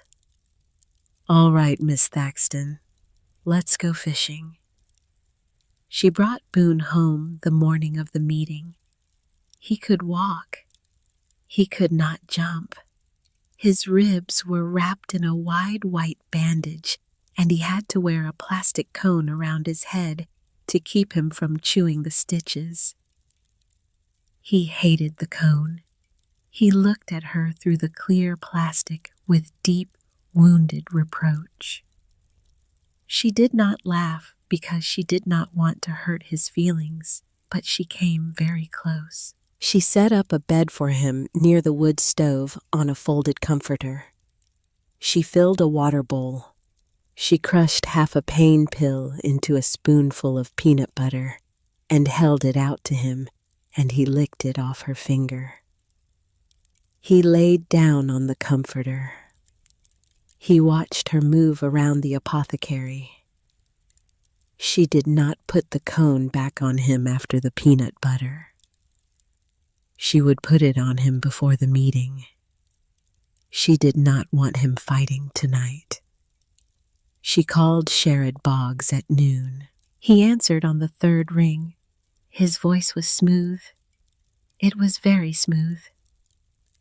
"Miss Thaxton, I had begun to wonder. I am ready to talk." "I am pleased to hear that." 250,000, cash, tonight, 8 o'clock, at the apothecary. I want to show you something in the cellar before we sign. A long pause. That is an unusual request. It is an unusual sale. There are things in this building that you should see before you own them. I am not going to drive them down to your office. You can come here, or you can let the offer stand, and I will sell to somebody in Lexington. A shorter pause. 8 o'clock, he said. I will come alone. Yes, you will. She hung up. She sat at the table for a moment with the phone in her hand. Her pulse was beating in her throat. She set the phone down. She walked over to the wood stove, and she crouched beside Boone, and she put her hand flat on his chest, between his front legs where the bandage did not cover. She felt his heartbeat. I need you to stay here tonight, big man, she said. I need you to stay on this blanket. I need you to not fight anybody. Whatever you hear, you stay here. He looked up at her. His amber eyes were calm.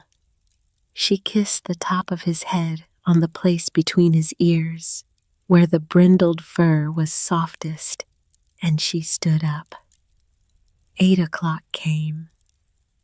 The Cadillac Escalade pulled up the gravel lane at 5 minutes past. Sherrod Boggs got out. He was alone. He was wearing the same charcoal overcoat.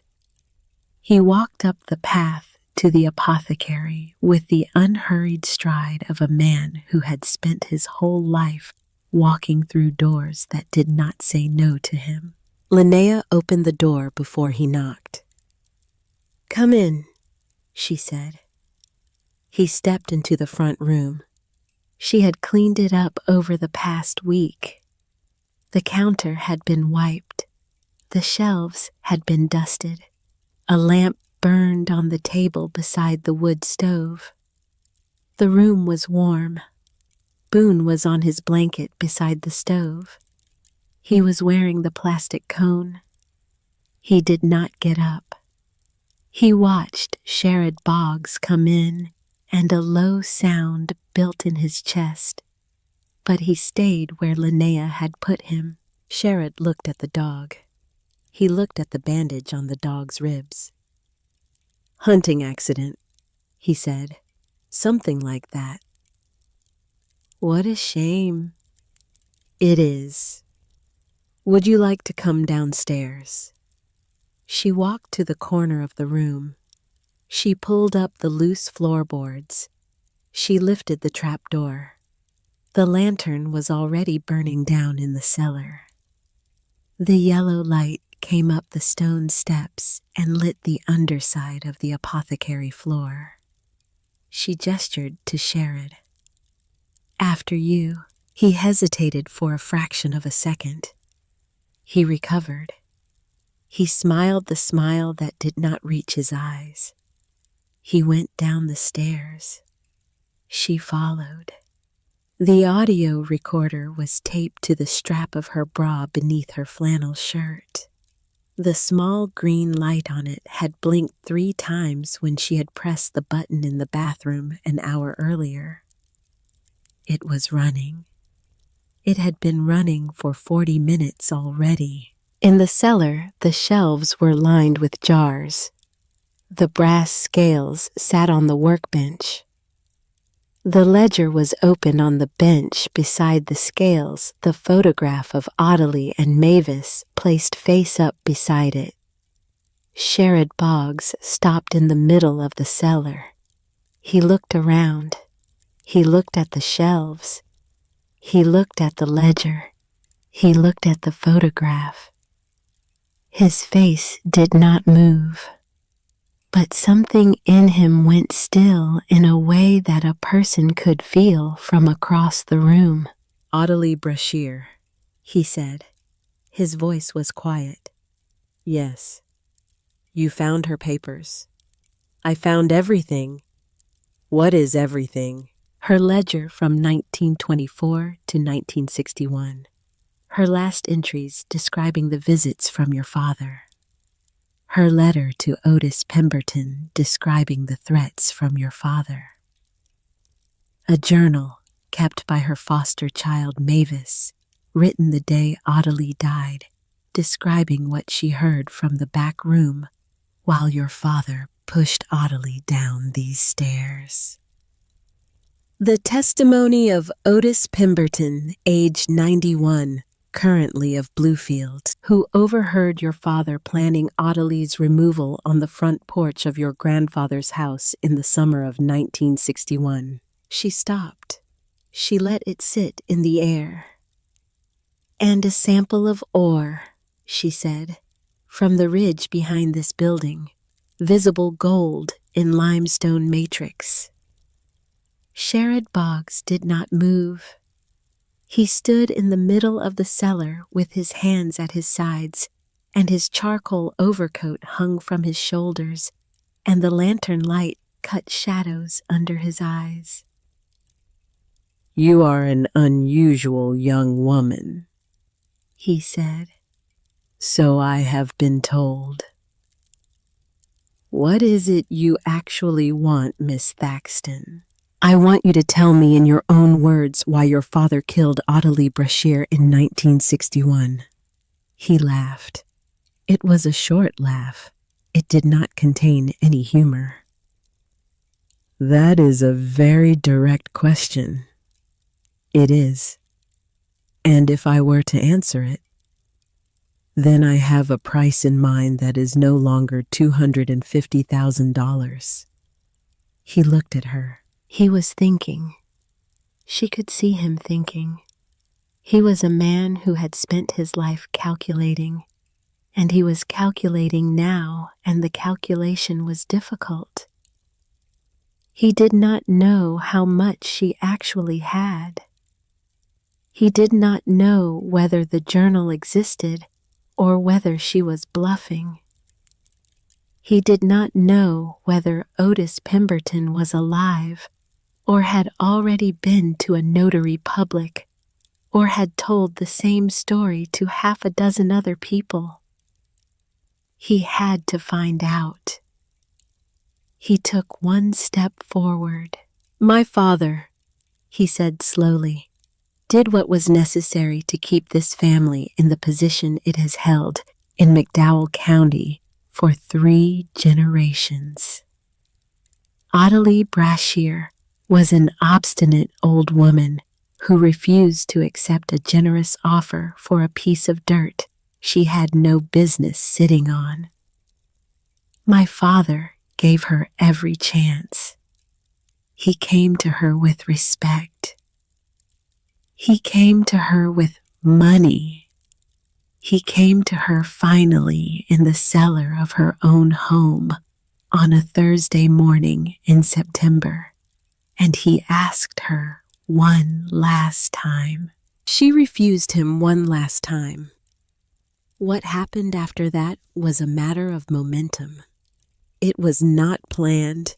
It was unfortunate. It was the natural conclusion of a long negotiation that she had refused to bring to a reasonable end. He paused. He was breathing slightly faster. I have known about the gold since I was 12 years old. My father told me on his deathbed. He told me to wait. He told me the building would change hands eventually, and when it did, I was to acquire it by whatever means were available. I have been waiting for 37 years. I am tired of waiting.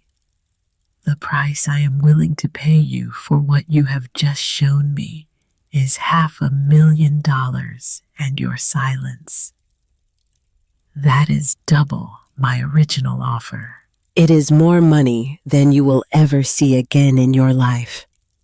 Do we have a deal? The lantern flickered. Linnea looked at him across the cellar. She felt the small green light blinking against her rib cage. No, she said. His face changed. It was a very small change. The muscles around his mouth tightened. The pupils of his eyes shrank by a fraction. The smile, which had not actually been a smile, dropped away entirely. He reached inside his overcoat. What came out of the coat was small and dark and shaped like a hand. Linnea heard Wendell crisp before she saw him. The hammer of the 30-30 Winchester drew back with a sound that filled the cellar. Set it down on the floor, Mr. Boggs. Sherrod froze. Wendell stepped out from behind the wooden partition at the back of the cellar. He had been standing there in the dark for over an hour. The rifle was at his shoulder. It was steady. You set that thing on the floor and you kick it toward the wall. You do it now. Sherrod did not move. Above them in the apothecary, Linnea heard a sound she had not been expecting. It was the sound of a dog moving. It was the sound of 4 paws on a wooden floor of a body coming up off a blanket, despite the stitches of a creature who had decided that a promise to lie down had been canceled by the sound of his person being threatened. Boone came down the stone steps. He came down them slowly.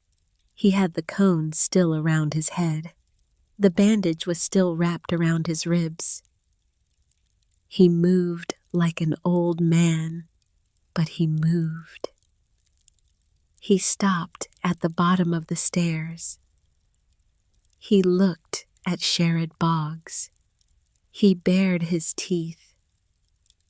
The growl that came out of him was the same sound that had come out of him the night the man with the knife had broken through the back door. Sherrod Boggs set the gun on the cellar floor. He kicked it toward the wall. It came to rest against the base of the shelving. He raised his hands very slowly. Linnea reached inside her shirt. She pulled the small audio recorder free of the bra strap. She held it up so he could see it. The green light blinked. You have just confessed to felony conspiracy to commit theft attempted second-degree murder by hired agent of 2 nights ago at the back of this building and accessory after the fact to the murder of Ottilie Brashear in 1961, she said. Her voice was steady. She had not known it would be steady. Trooper Del Roby of the West Virginia State Police is parked half a mile up the fire road. He has been listening to everything. He is now on his way here. I am going to ask you to sit down on that workbench, Mr. Boggs, and I am going to ask you to keep your hands where my friend Wendell can see them, and I am going to ask you to wait. Sherrod Boggs sat down on the workbench. He kept his hands where Wendell could see them. Boone watched him. They waited. The sirens came 12 minutes later. There were 3 vehicles. One was a state police cruiser. One was an unmarked sedan. One was an ambulance because Easton Merle had thought to call one in case anyone had been shot. No one had been. Trooper Del Roby came down the stone steps first. He was a tall, broad-shouldered man in his middle 40s with a graying mustache and very calm eyes. He nodded at Linnea. He took the audio recorder from her hand and bagged it. He took the pistol from the cellar floor and bagged it. He read Sherrod Boggs his rights in a low, steady voice, and he put a pair of handcuffs on him. And he walked him up the limestone stairs and out of the apothecary and across the gravel lane and into the back of the cruiser. The McDowell County Sheriff was not present. Trooper Roby had spoken with the office of the West Virginia State Police Superintendent that afternoon. The arrest was being handled by the state, and the McDowell County Sheriff would not be informed until Sherrod Boggs was already in a holding cell at the state barracks in Princeton. Easton Merle stood in the doorway of the apothecary, taking notes in a small notebook. He looked up when Linnea came up the stairs. He did not say anything. He just nodded at her once.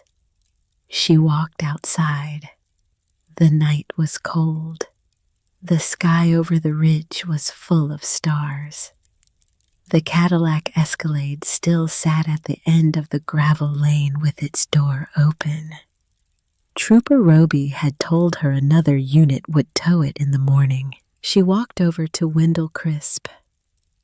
He was standing on the porch with the rifle resting butt down against his boot. His face was tired. His eyes were not. I am sorry I made you do that, she said. You did not make me do anything. I waited 52 years to do that. You gave me the chance. She put her hand on his shoulder. He covered her hand with his own. The skin of his palm was rough and warm. The story broke in the Charleston Gazette-Mail 4 days later. Easton Merle wrote it in 11,000 words. The headline ran across the top of the Sunday edition. The Woman Under the Floor, a 63-year murder, a hidden vein of gold, and the young woman who refused to run. It was picked up by the Associated Press within 24 hours. It was picked up by the New York Times the day after that. By Friday of the following week, it was the most read piece of investigative journalism in the state of West Virginia for the entire year, and Easton Merle was being interviewed on 3 different national radio programs. Linnea did not give interviews. She gave one short statement on Easton's recommendation to the Charleston paper. She said that what had happened in McDowell County was about more than gold and more than a single murder. She said it was about the long memory of mountain people and the patience of people who keep watch for one another across generations. She said the building belonged to Ottilie Brashear and would always belong to her, and that she, Linnea Thaxton, was only the caretaker. That was all she said. After that, she stopped answering the phone. Sherrod Boggs was indicted on 6 counts. The most serious of them was felony conspiracy to commit murder. The state of West Virginia could not charge him with the killing of Ottilie Brashear because his father had committed that act in 1961, and his father had been dead since 1989. But the audio recording from the cellar, combined with the man Trooper Roby's office picked up in Princeton 3 weeks later, was enough to put Sherrod Boggs in front of a grand jury and then in front of a judge. He pled guilty in a plea agreement 7 months later. He was sentenced to 22 years in the Federal Correctional Institution at Hazleton. His company was placed into receivership. His holdings were liquidated to pay civil judgments. The McDowell County Sheriff, Ladson Pell, did not run for re-election. The ridge behind the apothecary was surveyed in the spring by the West Virginia Geological and Economic Survey. The vein was confirmed. It ran in a narrow seam through the limestone for approximately 420 feet. The estimated value, if extracted, was somewhere between $14 and $19 million. Linnea did not extract it. She placed the entire ridge and the apothecary and the lane behind the railroad depot into a conservation trust she created with the help of Harker Doyle, the legal aid attorney in Charleston. The trust was named the Ottilie Brashear Land Trust. Its charter forbade any extractive mining of any kind in perpetuity. The land would stand. The mountain would keep what the mountain had kept for 10,000 years. She kept the apothecary. The ginseng broker, a woman named Rowan Kettleman from Charleston, came down to Welch in April. She appraised the 34 ceramic crocks of dried wild ginseng. She helped Linnea sell 20 pounds of it through a network of buyers in Lexington and Asheville. The sale brought $31,000. Linnea bought a new roof for the apothecary. She had the wiring brought up to code. She had a real wood stove installed with a chimney that drew clean. She had the plumbing connected to the town water. She built a sleeping loft above the back half of the building, using reclaimed chestnut beams that Wendell helped her haul down from an old barn on the Crisp farm. She kept the cellar exactly as Ottilie had left it. The 247 jars still stood on their shelves. The brass scales still sat on the workbench. The soapstone mortar and pestle still rested on the bench beside the ledger. She set $5,000 aside for Wendell Crisp's animal rescue. She set $2,000 aside for Hollis Renfro's clinic. She set $5,000 aside for a scholarship fund at New River Community and Technical College in Beckley for students aging out of foster care or leaving difficult homes. She told Boone about the scholarship as she filled out the paperwork at the wooden table beside the wood stove. "Somebody should get a head start that I never got," she said.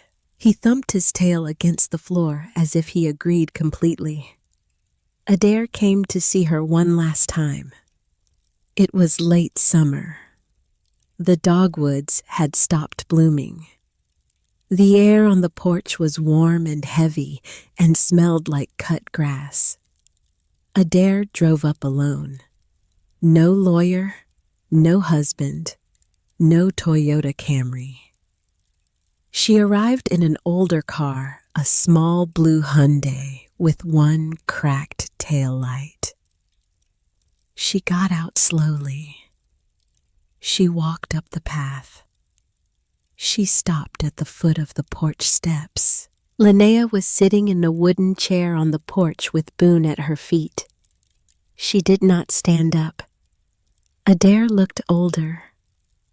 The pressed cream blouses were gone. She was wearing jeans and a plain gray t-shirt, and her hair was loose around her shoulders. She had been crying. The skin around her eyes was puffy. "I lost the job," she said. "I figured." "He fired me the day after the story broke. He said I had been compromised. He said I had drawn attention to him. He said it was my fault." "It was not your fault." "Yes, it was." Adair sat down on the porch step. She did not look at Linnea. She looked at the gravel of the lane. "I owed him money from 3 years ago, from before all of this. He helped me out of a thing once, and I was paying him back in information. I did not know he was going to send anybody after you. I swear to God I did not know that. I did not know about the gold. I did not know about Ottilie Brashear. I just knew you had bought a building and he wanted it, and I told him what you were finding, and I told myself it was no different than what I did for closings every day at the title company." "It was different." "I know. You knew it was different the whole time." "I know." They sat in the silence for a long minute. The wind moved through the herb bundles under the eaves. "Mama wants to call you." "No." "Lynn." "No, Adair. I am not having that conversation. Not today, not next month, not next year. Mama chose Royce. She chose him over me when I was 9 years old, and she chose him when I was 12, and she chose him when I was 15, and she chose him on the night I walked out of that house with $83. She is 60 years old, and she is still choosing him. She does not get to call me because there is a newspaper story and a possible payday at the end of the line." Adair began to cry. She did not make any noise. She just sat on the step with the tears running down her cheeks. and she nodded. I do not know what to do, Lynn. Mama chose Royce, Linnea said quietly. You chose money. I chose the dog. It turned out the dog was the right choice. Boone lifted his head at the sound of his name. He looked at Adair. He did not growl. He did not show his teeth. He just looked at her with his quiet amber eyes, and he laid his head back down on Linnea's boot. Adair stood up. She wiped her face with the back of her hand. She walked back to the Hyundai. She stopped at the door. I am sorry. I know you are. Will I ever see you again? Linnea thought about it for a moment. Maybe. Someday. Not yet. Adair nodded. She got in the Hyundai. She drove down the gravel lane. Linnea watched her go. She did not cry. She put her hand on Boone's broad, warm skull, and she breathed slowly until the cold in her stomach thawed. It thawed faster these days than it used to. She turned 21 on a cold December evening. It had been just over a year since she had pulled into Welch with a Honda Civic full of everything she owned and $12 on a debit card and a brindled Plott hound asleep in the passenger seat. Hollis Renfro baked a blackberry cobbler. Wendell Crisp brought a hand-carved wooden sign for the front of the building. He had cut it from a slab of black walnut from the ridge behind his farm, and he had sanded it smooth, and he had rubbed it down with linseed oil until the grain glowed. He had carved into it the words, Brashear Apothecary, with the date, St. 1924 underneath. They hung it above the door where the old faded sign had been. Easton Merle drove down from Charleston. He brought a bottle of wine and a copy of the book he was writing, which would be published in 18 months and would win the National Book Critics Circle Award for nonfiction the year after that. He stayed for 2 hours. He hugged Linnea before he left. He had become, over the course of the year, something like an uncle. Otis Pemberton was driven down from the nursing home in Bluefield by his great-nephew. He sat in the wooden chair beside the wood stove with a quilt across his lap, and he watched the others move around the room. He spoke very little. He did not need to. He had said what he had needed to say. At one point, he held out his hand to Linnea. She came over and crouched beside the chair. He took her hand in his. His skin was very thin. She could feel the bones of his fingers through it.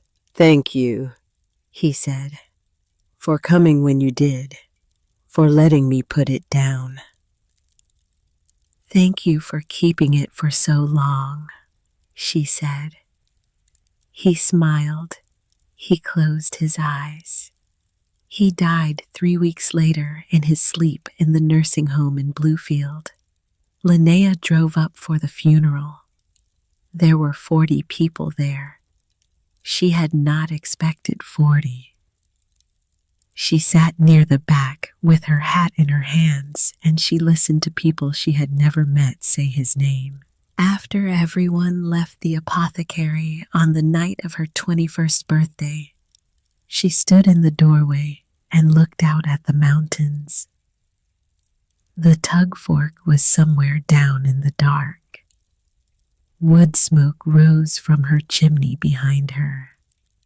The air tasted like cedar and dried lavender and the cold sweetness of winter coming. The shelves inside held 247 jars of medicine. A woman named Ottilie Brashear had gathered them from these mountains. She had spent her whole life healing people who could not afford to be healed by anyone else. She had died in 1961 with a child she had taken in from the mines and a secret she had kept for 19 years. She had sealed the knowledge in a cellar and trusted the building to keep it safe until someone came along who needed it. It had taken 63 years. Linnea looked down at Boone, who sat beside her in the doorway with his brindled coat catching the last copper light of the porch lantern. His notched ear gave him a lopsided look that she loved. His amber eyes held the evening and they reflected it back. "You found all of this," she said to him softly. "You scratched that floor every morning until I paid attention." Boone leaned his full weight against her leg. He exhaled slowly through his nose. In the language of hounds, that lean means everything is settled, everything is right, and everything is exactly where it is supposed to be. She did not know it yet, but in the spring, a girl would drive up the gravel lane behind the railroad depot. The girl would be 18. She would be driving a 1998 Pontiac Sunfire with a cracked headlight and a back seat full of plastic grocery bags. She would have a small black cat in a cardboard box on the passenger seat. She would have run away from a house in eastern Kentucky 2 days before, and she would have driven east because she did not know where else to drive. She would stop the Pontiac at the end of the lane. She would sit there for a long time looking at the building. The black walnut sign would catch the morning light. Wood smoke would be rising from the chimney. She would get out of the car. She would walk up the path. She would knock on the door. Linnea would open it, and the door would swing wide.